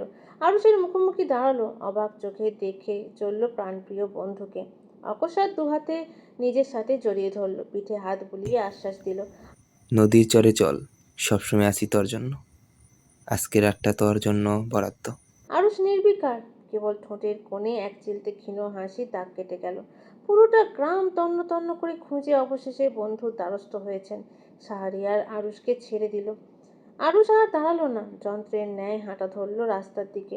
শাহরিয়ার ঘাড় ঘুরিয়ে পিছনে চাইল, মা এবং বউয়ের উদ্দেশ্যে বলল, বাইরে যাচ্ছি আমি, ফিরতে রাত হবে। ববিতা শাহ ববিতা শাহ অধর নাড়িয়ে কিছু বলতে নিবেন, তক্ষুনি কমলিকা ওনার হাত চেপে ধরল, ইশারায় চুপ থাকতে বলল। শাহরিয়ারের নজর এড়ালো না কিছুই, হনহনিয়ে বাড়ি থেকে বেরিয়ে গেল। ববিতা শাহ সেদিকে তাকিয়ে বললেন, আমার ছেলের শরীরটা ভালো নেই বৌমা, আমাকে থামালে কেন? এই রাতে বাবুর বাইরে থাকা উচিত নয়। কমলিকা শাশুড়ির কথায় মুচকি হাসল। আপনার ছেলে ছোট নেই মা, সে নিজের ভালো মন্দ বোঝে। আরুষ ভাইজানের এখন তাকে প্রয়োজন, সঙ্গ দিতে দিন। বন্ধুতে ফাটল ধরিয়ে লাভ নেই আমাদের। ববিতা শাহ বড় একটা শ্বাস ফেললেন। ছেলেটা নিজের কি অবস্থা করেছে, বউয়ের শোকে নির্ঘাত পাগল হয়েছে। কমলিকার মুখের হাসি বাড়ল, কষ্টের হাসি এটা। কুঞ্জরিকার সাথে শেষ দেখাটা মানসপটে উঁকি দিল। মেয়েরা ঠিক কতটা যন্ত্রণা নিয়ে এই সিদ্ধান্ত নিয়েছে হয়তো কারোরই জানা নেই। জানবে কিভাবে? মেয়েটাকে তো এক ঘরে করে দিয়েছিল, কথাই বলতো না কেউ ঠিক মতো, দুচ্ছাই দুচ্ছাই করতো। শেষ বেলায় কাউকে পাশে পায়নি। কমলিকার খুব মায়া হয় ওই নম্র ভদ্র মেয়েটার জন্য। এক জীবনে স্বামীকে অন্য নারীর সাথে দেখার মতো কষ্টও তাকে পেতে হলো। এর থেকে বোধ হয় মরণ শ্রেয় একজন মেয়ের কাছে। নারী জীবনের সব দুঃখ একদিকে, আর স্বামীর ভাগ দেওয়ার দুঃখ একদিকে। সবই অদৃষ্টের পরিহাস, কমলিকা মুখে পড়ল। এখন পাগল হয়ে লাভ আছে মা? আমরা মানুষেরা গাছ উপড়ে পানি দিতে বড্ড পারদর্শী, অথচ থাকতে যত্ন নিতে পারি না, ফিরেও দেখি না সেদিকে। ববিতা শাহ এই সত্যিটুকু অস্বীকার করলেন না, বরং আরও একবার চমৎকারভাবে উপলব্ধি করলেন। দুজনে কেউই আর কোনো কথা বলল না, দূরাকাশে দৃষ্টি নিবদ্ধ রেখে চুপচাপ ঠায় বসে রইল। যার দুঃখ তাকেই বয়ে বেড়ানো লাগে। আমরা বড় জোর দুটো কথা বলে সান্ত্বনা দিতে পারি, এর বেশি কিছু না। ঘর যার ঘাত তারই সব জ্বালা যন্ত্রণা। বহমান নদী আর মানব জীবনের মধ্যে একটা দারুণ মিল আছে। কথায় আছে, নদীর একুল ভাঙেই তো অকুল করে। আমাদের জীবনের, আমাদের মানুষের জীবনও ঠিক এমনই। আমরা পুরনো কিছু হারাই নতুনত্বের স্বাদ নিতে। আমাদের জীবনে দুঃখ আসে সুখকে ভিতর থেকে উপলব্ধি করাতেই। তবে কিছু ক্ষেত্রে ভিন্নতা আছে বই কি। কিছু মানুষ থাকে জনম দুঃখী, যাদের কেবল কুল কিনারা ভেঙেই যায়, নতুন করে আর গড়ে ওঠে না। তারা একুল উকুল দুকুল হারিয়ে মাঝ নদীতে ভেসে বেড়ায়। গ্রামের পাশ দিয়ে প্রবাহিত নদী সাঁকোর মাঝামাঝিতে দুই বন্ধু পাশাপাশি বসে আছে, দুজনের পা জোড়া নদীর পানি ছুঁই ছুঁই। এই সময়ে প্রতি বছর তটিনীর পানি বাড়ে, এবারও তার ব্যতিক্রম নয়। চন্দ্রের আলো এসে খেলা করছে তরঙ্গে, নির্মল সলিলে ফুটে উঠেছে সুন্দরী শশীর স্বচ্ছ প্রতিবিম্ব। আরও সে দৃষ্টি নিবিষ্ট সেখানে। অপরদিকে শাহরিয়ার চেয়ে আছে বন্ধুর ক্লান্ত মুখটাতে, চারপাশে আঁকড়ে আছে অদৃশ্য এক নীরবতার জাল। এই পর্যায়ে সেই নিঘোর নিস্তব্ধতা ভেঙে দিল শাহরিয়ার, ম্লান কণ্ঠে শুধালো, খুব কষ্ট হচ্ছে তোর? আরও সে নদীর পানে থেকে চোখ সরল না, জবাবও দিল না তৎক্ষণাৎ। বিশেষ কোনো হেলদোল দেখা গেল না ছেলেটার মধ্যে। বেশ কিছুক্ষণ সময় পেরোলো সেভাবেই। শাহরিয়ার হাল ছেড়ে দিল। এখানে এসে বসেছে কম করেও আধা ঘন্টা পেরিয়েছে, অথচ ছেলেটার মুখ থেকে একটা শব্দও বের হয়নি। কিন্তু এইবার শাহরিয়ারের নিজের ভাবনা ভুল প্রমাণিত হলো। শুনতে পেল আরও সে নির্লিপ্ত জবাব, আমার কি কষ্ট পাওয়া উচিত? ফিরতি এমন উদ্ভট প্রশ্নে শাহরিয়ার একটু অবাক হলো, বিস্ময়ের সাথে বলল, তুই তো দিব্যি কষ্ট পাচ্ছিস দোস্ত। আরুষ এতক্ষণে দৃষ্টিচ্যুত হলো, ঘাড় ঘুরিয়ে তাকালো পাশে বসা বন্ধুর দিকে, নিষ্প্রাণ চাহনি। ওই দৃষ্টিতে শাহরিয়ার বেশিক্ষণ চোখ রাখতে পারল না, মুখ ফিরিয়ে নিল। আরুষ তাচ্ছিল্য হাসলো, শীতল কণ্ঠে প্রশ্ন করলো। গুঞ্জন কোথায়? শাহরিয়ার নড়ে চড়ে বসলো, চোখে চোখ রাখার দুঃসাহস করলো না, পাছে যদি ধরা পড়ে যায়। নদীর ঢেউয়ের চেয়ে নরম গলায় উত্তর দিল। আশ্চর্য, আমি কিভাবে জানবো ভাবি কোথায়? আরুষ এক দৃষ্টে তাকিয়ে রইল শাহরিয়ারের দিকে। এতে ছেলেটার বড্ড অস্বস্তি লাগছে, নিজেকে অপরাধী মনে হচ্ছে। বন্ধুর কষ্টে বুক পুড়ছে, কিন্তু সে নিজেও যে ওয়াদাবদ্ধ। কিভাবে পারে নিরপরাধ একজন মেয়েকে দেওয়া কথার খেলাপ করতে? এটা তো কসমিন কালেও সম্ভব নয়। আরুষ কি বুঝলো কে জানে, মাথা নেড়ে হাসলো, পরপরই সাঁকোর উপরেই শরীর ছেড়ে দিল। কিছুক্ষণ নীরব রইল, অমরের রূপবতীর দিকে চেয়ে বলল। ভালোবেসেছিলাম তাকে, অথচ নিজের দোষগুণের মারপ্যাচে খুইয়ে বসলাম। নিজেদের সাথে ঘটেছে অন্যায় যখন আমরা দোষী, তখন কারোর কাছে সাহায্য চাওয়ার মুখ থাকে না। মানব জাতীয় মুখ ফিরিয়ে নেয়, কাছের সকলে বড় হয়ে যায়। কিন্তু আল্লাহ, তিনি নিশ্চয়ই তার বান্দার খারাপ সময় সঙ্গ ছেড়ে দেন না। আমি আল্লাহর কাছে চাইব আমার গুঞ্জনকে। প্রতি ওয়াক্ত নামাজে সে থাকবে আমার প্রার্থনায়। নিজের সর্বোচ্চ দিয়ে খুঁজব, যতদূর সম্ভব খুঁজে যাব। নিজের শেষ নিঃশ্বাসের আগ অব্দি খুঁজব। সুদূর মক্কার কাবা শরীফে কবল ছুঁয়ে তাকে চাইব।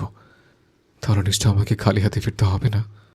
মানবকুল ত্যাগ করে আল্লাহর নিষ্ঠাবান বান্দা হয়ে জীবন পার করব। এক জীবনের সব পাপ কলঙ্ক ধুয়ে মুছে নিঃশ্বাস হয়ে যাক আমার। শাহরিয়ার চকিত ফিরে তাকালো বন্ধুর দিকে। এতক্ষণে মন্ত্রমুগ্ধের মতো শুনছিল কথাগুলো। এভাবে আজ অব্দি কখনো নিজের অসহায়তা দেখায়নি আরুষ। স্বল্পভাষী ছেলেটা সুখ দুঃখে নিজের মধ্যেই সীমাবদ্ধ রাখতে স্বাচ্ছন্দ্য বোধ করে, কিন্তু আজ কিছু সময়ের ব্যবধানে এত পরিবর্তন। তবে কি শাহরিয়ারের ভাবনা ভুল ছিল না? বন্ধুর ভালোবাসায় আসলেই কোনো খাদ নেই, কিন্তু সব কিছুর মধ্যিখানে দ্বিতীয় বিয়ে শব্দটা প্রশ্ন হয়ে থেকে যায়। পবিত্র ভালোবাসার মধ্যে দেওয়াল হয়ে দাঁড়িয়ে আছে। এত ভালোবাসায় দ্বিতীয় বিয়ে কিভাবে জায়গা করে নিল? ভেতরের ঘটনা না জানা অবধি এই রহস্যের চাল ভেদ করা সম্ভব নয়।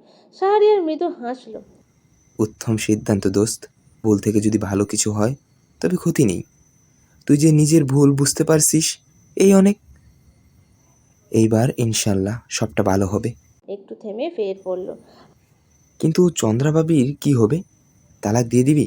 আরুষ আঁখি জোড়া বুঝে নিল, বুক চিরে ক্লান্ত দীর্ঘশ্বাস বেরিয়ে এলো। চারপাশে আলোড়ন তুলল শান্ত গম্ভীর কণ্ঠস্বর। আমার বাপের জন্য তার সাথে অন্যায় করতে পারি না। একটা আশ্রয় চেয়েছে সে, নিঃসঙ্গ হয়ে একই ছাদে নিচে থেকে যাক, কাটিয়ে দিক তার এক জীবন। তবে আমাকে পাওয়ার স্বপ্নটা বৃথা এই যা। শাহরিয়ার অবাকের শীর্ষে পৌঁছালো, হতবাক হয়ে জানতে চাইল।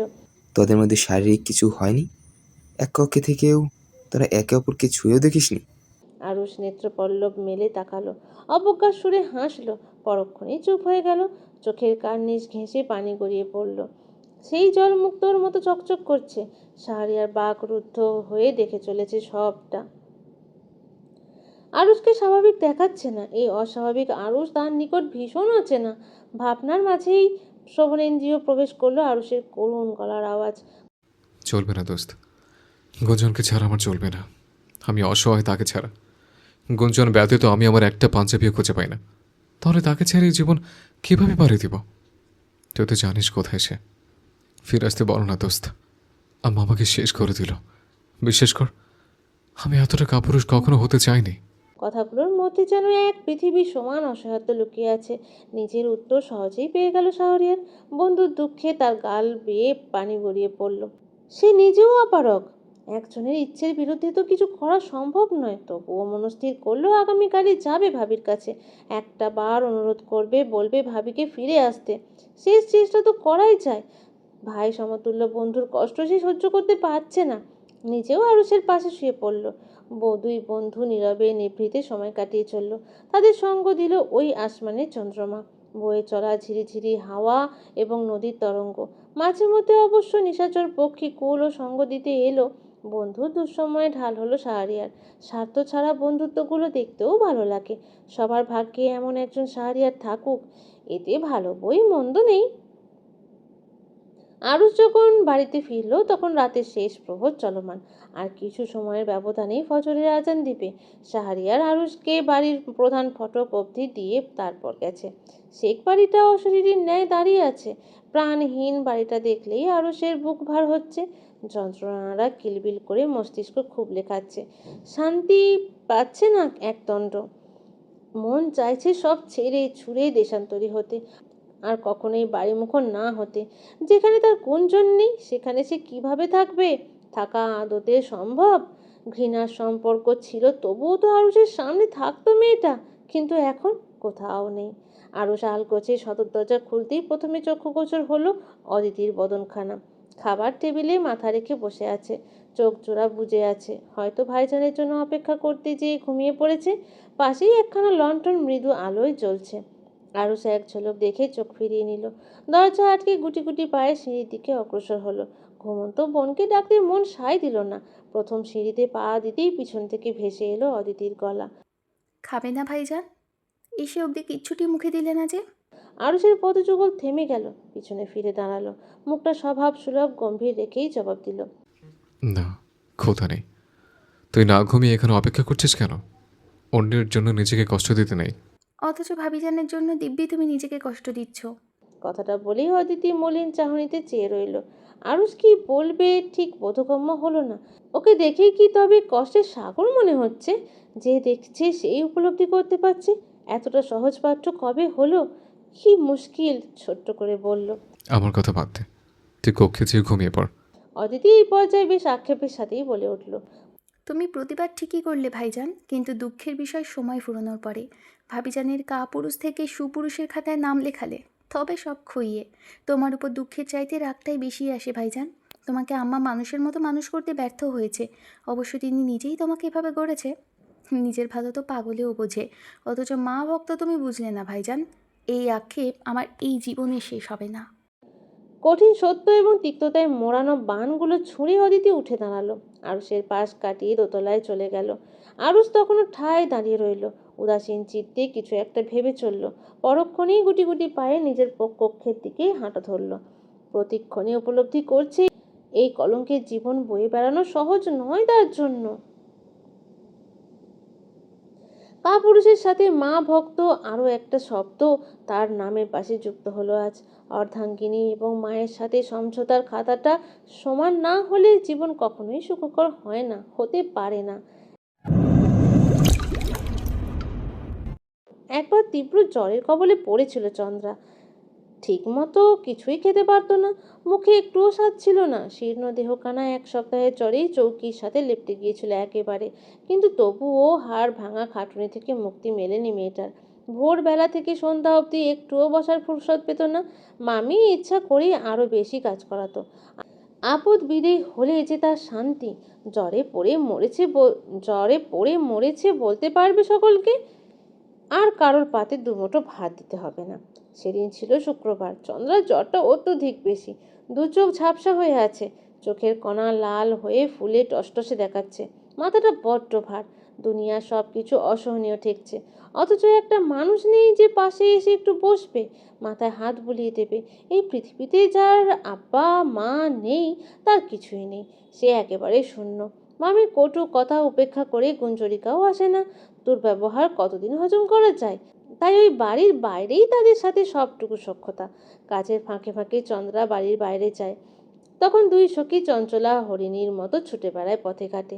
সবে সকাল হয়েছে অমনি মামির ডাক কানে আসে চন্দ্রার, কিন্তু মুখ ফুটে একটা শব্দও উচ্চারণ করতে পারে না। আঁখি জোড়া অবধি খুলে তাকাতে সক্ষম হয় না, কিন্তু সেই ডাক থেকে রক্ষা নেই, ক্রমশ বেড়েই চলেছে। মাগ্গির মাইয়া, ঘুম থেকে কখন উঠবি? বেলা কি তোর জন্য বসে আছে? চুলায় রান্না বসাবি কখন? তোর মামা খেয়ে হাঁটতে যাবে। কথাটা শেষ হতেই চন্দ্রার কক্ষের দরজাটা শব্দ তুলে খুলে যায়। এটা ঠিক কক্ষ নয়, গোয়াল ঘর ছিল আগে। গরুগুলো বিক্রি করার ফলস্বরূপ এখন চন্দ্রার মাথা গোঁজার ঠাঁই হয়েছে। চন্দ্রা চোখ বুঝেই মামির উপস্থিতি দিব্যি অনুভব করতে পারছে, কিন্তু কথা বলার অবস্থাতে নেই মেয়েটা। এই পর্যায়ে নাসিমা বেগম এগিয়ে এসে চন্দ্রার পাশে দাঁড়ান। কোনো কথা ছাড়াই চন্দ্রার পিঠে একটা থাবা মেরে বসেন। চন্দ্রা সম্পূর্ণ শরীরে বিদ্যুতের মতো ঝাঁকুনি খেলে যায়, ঝিমঝিম করে ওঠে, অস্ফুট স্বরে কোঁকিয়ে ওঠে মেয়েটা। তোর জন্য। নাসিমা বেগম আরও কিছু তিক্ত বাণ ছুটতে নিয়েও থেমে যান। মুখে কথা আটকে যায় চন্দ্রার শরীরের উষ্ণতায়। জ্বরের মাত্রাটা দিব্যি অনুভব করেন। পিঠটা ছুঁতেই মনে হয় হাতটা অগ্নিশিখায় দগ্ধ হয়ে যাচ্ছে। কিছুক্ষণ চুপ থাকেন নাসিমা বেগম, এক দৃষ্টে মেয়েটার লালচে বদনে চেয়ে থাকেন। অতঃপর শান্ত অথচ তীক্ষ্ণ কণ্ঠে বলেন, উঠ, কাজগুলো সেরে নে কপালপুরি, নয়তো মরে আমাদের শান্তি দে। কথাতে তেজ স্পষ্ট অথচ চোখের কোণে পানি দৃশ্যমান। চন্দ্রা ততক্ষণে পিটপিট করে তাকিয়েছে। মামির নেত্রের পানি চোখ এড়ায় না। পৃথিবীতেই একটা মানুষকে সে বুঝতে পারে না, এই ভালো তো এই খারাপ। মানুষটা ঠিক কী চায় চন্দ্রার বোধগম্য হয় না। কিন্তু সে যে পুরোপুরি খারাপ নয় এতদিনে এতটুকু বুঝেছে। কিন্তু শেষ অবধি কি সেই ধারণা অক্ষত ছিল, নাকি ভুল প্রমাণিত হয়েছিল কে জানে। চন্দ্রা ধীরে ধীরে জ্বরের পিষ্ট কায়া নিয়ে উঠে বসে। কিছুক্ষণ ঠায় বসে রয়। মাথা ঝিমঝিমিটা সহনীয় পর্যায়ে আসতেই চৌকি থেকে নেমে দাঁড়ায়। শ্লথ গতিতে হেঁটে খিড়কির দিকে এগিয়ে যায়। চোখের সামনে ভেসে ওঠে চমৎকার একখানা দৃশ্য। মৃত্তিকার বুকে শিউলি ফুলের চাদর বিছিয়ে রেখেছে প্রকৃতি। গোয়াল ঘরের বাতায়ন বরাবর একখানা মাঝারি আকারে শিউলি গাছের অস্তিত্ব আছে। শরতের আগমনে গাছটা নিজেকে রাঙিয়েছে শুভ্রতার ছোঁয়ায়। তার পাশ দিয়েই আবার গ্রামের মেঠো পথ এঁকে বেঁকে চলে গেছে। লোচন জোড়া বুঝে বুক ভরে শ্বাস নেয় চন্দ্রা। শিউলির মন মাতানো সবটুকু সুগন্ধ জ্বলন্ত বুকের মধ্যিখানে আঁকড়ে রাখতে চায়। একটু স্বস্তি চায়, জাহান্নাবের ন্যায় জীবন থেকে একটু শান্তি চায়। সেই সময়ে শ্রবণেন্দ্রিয়ে প্রবেশ করে তাইমুরের গলা। চন্দ্রাবতী। চন্দ্রা প্রথমে ঠিক বুঝে উঠতে পারে না, মনের ভুল বলে উড়িয়ে দেয়। জ্বরের ঘোরে কি শুনছে। কিন্তু নাসারন্ধ্রে সেই অতীব পরিচিত সুগন্ধটা এসে ঠেকতেই চকিতে নেত্রপল্লব মেলে তাকায়। জানালার ঠিক সামনেই তাইমুর দাঁড়িয়ে আছে। ভূত দেখার মতো চমকায় চন্দ্রা। পরক্ষণেই ভয়ার্ত দৃষ্টি ঘূর্ণায়মান হয় চারপাশ জুড়ে। কেউ দেখে নিলে মুশকিল, ওর বাঁচার আর কোনো রাস্তা থাকবে না, মামি মেরেই ফেলবে। চন্দ্রা 2 কদম পিছিয়ে আসে, মুখ লুকায় খিড়কির কপাটের আড়ালে, ফিস ফিস করে শঙ্কিত গলায় শুধায়, আপনি এখানে কেন এসেছেন? চলে যান, কেউ দেখে নিলে কেলেঙ্কারি হয়ে যাবে। চন্দ্রার মুখের কথা শেষ হয় না, অপর পাশ থেকে শীতল গলায় জবাব ভেসে আসে, মনো, চোখের তৃষ্ণা মেটাতে এসেছি চন্দ্রাবতী। চন্দ্রা হতবাক হয়ে পড়ে। বুকটা অদ্ভুত রকমের অনুভূতিতে ছেয়ে যায়, কিন্তু ভয় কমে না। ফের বলে, চলে যান, দয়া করে বাচ্চামো করবেন না। তাইমুর ক্ষীণ হাসে, এক পা এগিয়ে জানলার শিক ধরে দাঁড়ায়, অনুরোধের সুরে বলে, একটাবার তোমাকে দুচোখ ভরে দেখতে দাও চন্দ্রাবতী। কথা দিচ্ছি চলে যাব, নয়তো এই দেহ মনের শান্তি মিলবে না। একটা সপ্তাহ তোমার ওই লাল টমেটোর মতো মুখটা দেখার সৌভাগ্য হয়নি আমার। চন্দ্রা পড়ে যায় বিপাকে। লজ্জায় গাল দুটো লাল হয়ে উঠেছে ইতোমধ্যে। ঘাড় তেরা তাইমুরকে সে ভীষণ ভালোভাবেই চেনে। দেখা না দিলে যাবে না, সেটা খুব ভালোভাবেই উপলব্ধি করতে পারছে। সেই সময়ে ফের নাসিমা বেগমের কণ্ঠস্বর শোনা যায়। চন্দ্রা দ্রুত ওড়না তুলে মাথায় দেয়। পরই জানলার সম্মুখে যেয়ে দাঁড়ায়। নত বদন তুলে সামনে তাকানোর দুঃসাহস করে না। তাইমুর এক দৃষ্টিতে চেয়ে রয়। জ্বরে পড়ে ফ্যাকাশে মুখটার সৌন্দর্য যেন কয়েক গুণ বেড়েছে। মন চায় একটু ছুঁয়ে দিতে। নিজের ভাবনায় নিজেই হাসে তাইমুর। নাসিমা বেগমের কড়া অত্যাচার সম্পর্কে সে অবগত। মুচকি হেসে ওখান থেকে প্রস্থান করে। যাওয়ার আগে আস্তে করে বলে, তোমার সব কষ্ট শীঘ্রই শেষ হবে চন্দ্রাবতী। আমি আসবো তোমায় নিতে, লাল শাড়িতে মুড়ি নিয়ে যাবো তোমায়। অপেক্ষায় থেকো। এক ঝাপটা বেনামি প্রভঞ্জনে মিশে যায় সেই কণ্ঠস্বর।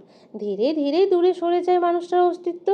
চন্দ্র বিস্মিত দৃষ্টিতে চেয়ে দেখে তাইমুরের প্রস্থান। তাইমুর আলগোছে একবার পিছনে ফেরে। কয়েক সেকেন্ডের জন্য 2 জোড়া তৃষ্ণান্ত দৃষ্টির মিলন ঘটে। চন্দ্রার ঠোঁটের কোণ ঘেঁষে মুচকি হাসি রেশ ছড়ায়। মস্তিষ্কে বাসা বাঁধে নিত্য নতুন স্বপ্নেরা। কিন্তু তারপর কি হয়? স্বপ্নেরা কি বাস্তব রূপে ধরা দেয়, নাকি মিথ্যার আড়ালে মিলিয়ে যায়? লাল শাড়ি পরা সৌভাগ্য হয়েছিল কি? চন্দ্রা শুয়ে আছে নিজ কক্ষে। আজও শরীরটা ভালো নেই। কোনো রকমে সকালে রান্নাটা করে এসেই শুয়েছে। ক্লান্তিতে চোখ জোড়া বুজে এসেছিল।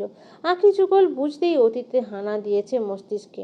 মানসপটে ভেসে চলেছে সুখ আর বিষাদের ছায়ায় মোড়ানো এক একটা স্মৃতি।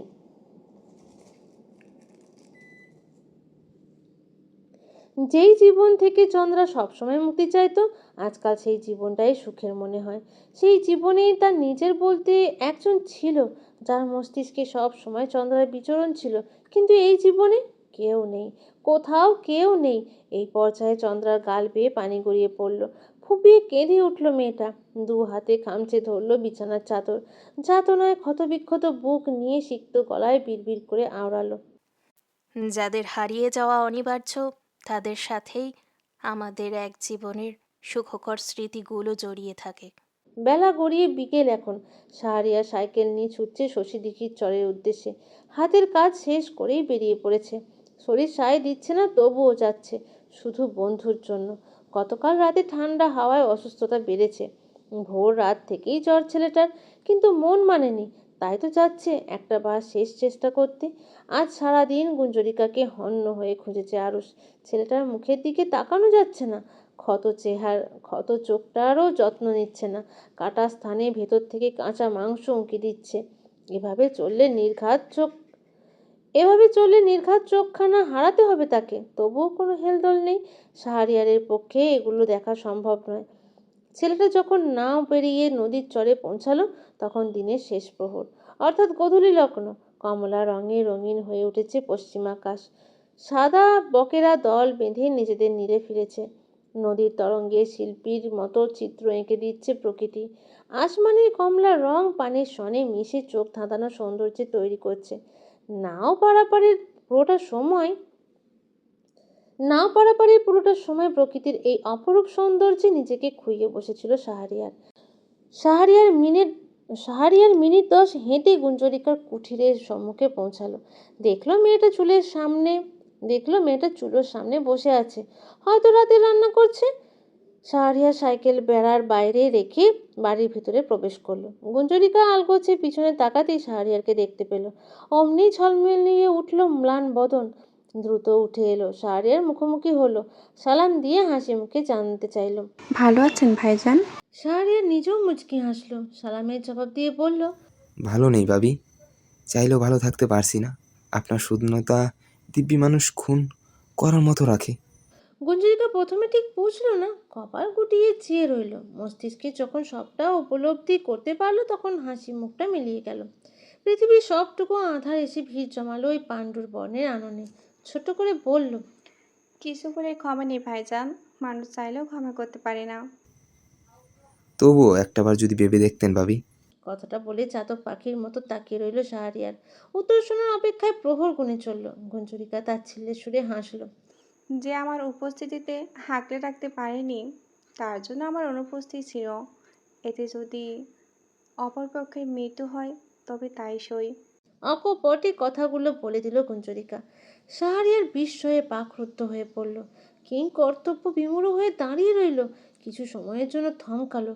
কল্পনাতীত ছিল এমন জবাব। এই কথার পরিপ্রেক্ষিতে চারপাশ হাতড়ে বলার মতো কিছুই পেল না। কি বলবে? ভুল তো কিছু বলেনি মেয়েটা। যে থাকতে মূল্য দেয়নি, এখন তার না থাকাতে কষ্ট পাওয়া বোকামি ছাড়া কিছুই নয়। শাহরিয়ার বড় একটা শ্বাস ফেলল। ডান হাতটা উঠিয়ে গুঞ্জরিকার মাথায় রাখলো। মৃদু হাসার চেষ্টা করলো। আপনি ভালো থাকুন ভাবি। আপনার এই ভাইজান সবসময় আপনার সাথে আছে, পাশে আছে। যে কোনো প্রয়োজনে শুধু একটাবার স্মরণ করবেন। মুখের কথাতে সমাপ্তি টেনে যেভাবে এসেছিল সেভাবেই প্রস্থান করলো শাহরিয়ার। গুঞ্জরিকা ঘরে বসতে বলার সুযোগটুকুও পেল না।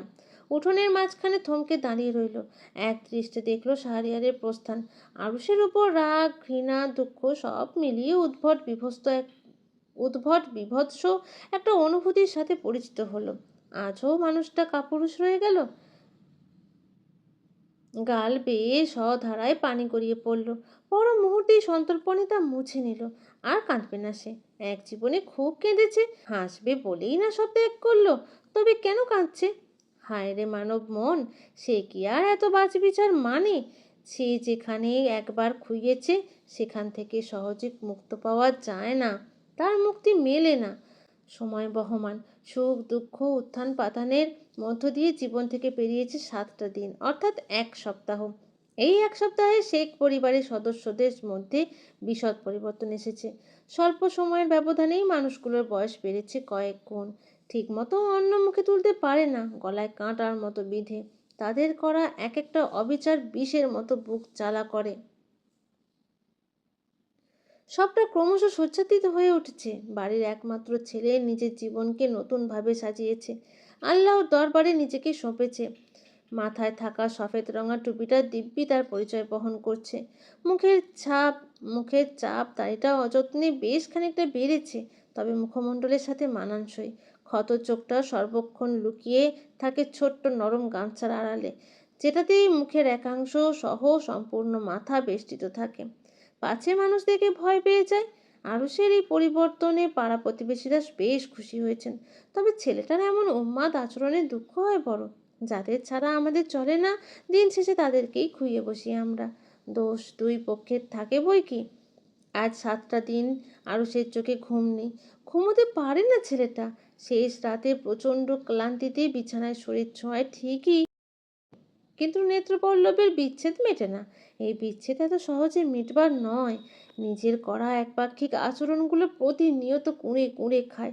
সে পারেনি মেয়েটাকে একটু সুখে রাখতে, একটুখানি ভরসার জায়গা হয়ে উঠতে, তারপর গাছার জীবনের শেষ আশ্রয় হতে। এই আক্ষেপ কিভাবে সইবে? জীবন থাকতেই সম্ভব নয়।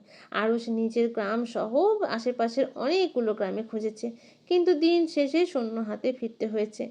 এক রাশ হতাশা গ্রাস করে নিচ্ছে তাকে। এর শেষ কোথায়? কিভাবে খুঁজে পাবে তার গুঞ্জনকে? অথচ যেই মানুষটা গুঞ্জরিকার খোঁজ জানে, সে তো কখনোই মুখ খুলবে না। আরুষও জোর করেনি। কেউ অন্তত ঠিকভাবে সবগুলো সম্পর্ক বজায় রাখছে, রাখুক, ক্ষতি নেই তাতে। সবাই কেন তার মতো কাপুরুষ হবে? সম্পর্কের সঠিক মূল্যায়ন করবে না?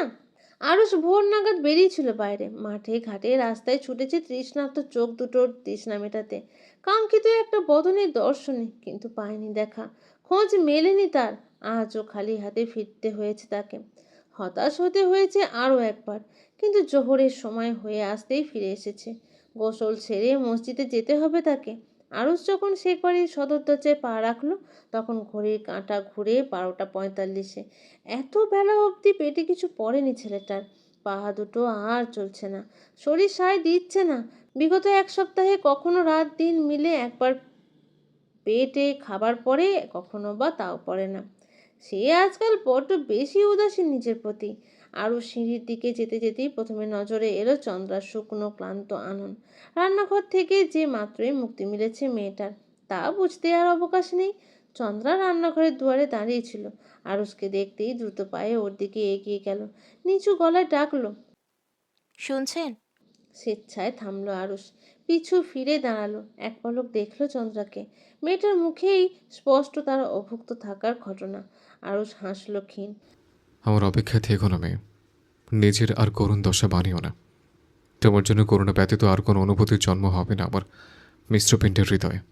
তুমি যা চেয়েছ পেয়েছ, আর কখন এসো না আমার সামনে। অদিতি তোমার কক্ষ থেকে আমার প্রয়োজনীয় সব কিছু নিয়ে গুঞ্জের কক্ষে রেখে দেবে। বিতৃষ্ণার রীতি টানার সুযোগটুকু দাও। আরুষ কথাগুলো বলে আর দাঁড়ালো না, গুটি গুটি পায়ে সিঁড়ির দিকে অগ্রসর হলো। অথচ তার মুখ নিঃসৃত প্রতিটা শব্দ চন্দ্রার মস্তিষ্কে কিলবিল করে ছুটল। হৃদয় গহীনে সূক্ষ্ম বুক ব্যথার সৃষ্টি হলো। মাথাটা ভন ভন করছে। তবুও মুখে দিব্যি হাসি ফিটিয়ে তুলল চন্দ্রা। চোখের কোণে পানি নিয়ে মুচকি হাসলো। অভাগীর মাথা গোঁজার ঠাঁই মিলেছে, এই যথেষ্ট। আপনার সকল আদেশ মান্য।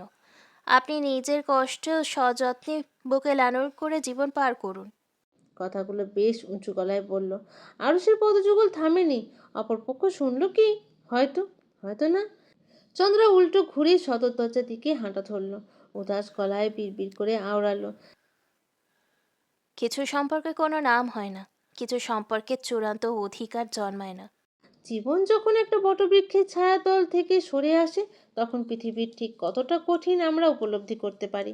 সূর্যের এই প্রখর তাপ তখন সরাসরি আমাদের মস্তিষ্ক খুবলে খায়। ধরিত্রীর এই কঠিন রূপ দেখার সুযোগ একবার হয়েছিল কুঞ্জরিকার, যদিও সময়টা স্বল্প ছিল।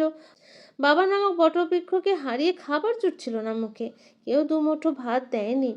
সেই দুর্বিষহ সময়ে আল্লাহ তাআলা পাঠিয়েছিলেন আরুশ শেখকে। মানুষটা গুঞ্জরিকার জীবনে এসেছিল একখণ্ড উজ্জ্বল দ্যুতি হয়ে। সেই আলোয় আলোকিত করেছিল মেয়েটার জীবন, মুছে দিয়েছিল সকল আঁধার। ইতি ঘটেছিল জীবনের সব টানাপোড়েনের। মানুষটার থেকে কখনো ভাত কাপড়ে কষ্ট পেতে হয়নি গুঞ্জরিকাকে। কিন্তু ওই যে মনের কষ্টের কাছে সব তুচ্ছ। আপনজনেরাই তো বুকে আঘাত করার সর্বোচ্চ ক্ষমতা রাখে। কিন্তু আবার যেন অতীতের পুনরাবৃত্তি ঘটছে। এক মুঠো ভাত জোগাড়ের জন্য গুঞ্জরিকাকে হন্য হয়ে ঘুরতে হচ্ছে। ভিক্ষে নয়, কাজের জন্য। আর কারো দ্বারস্থ হবে না সে।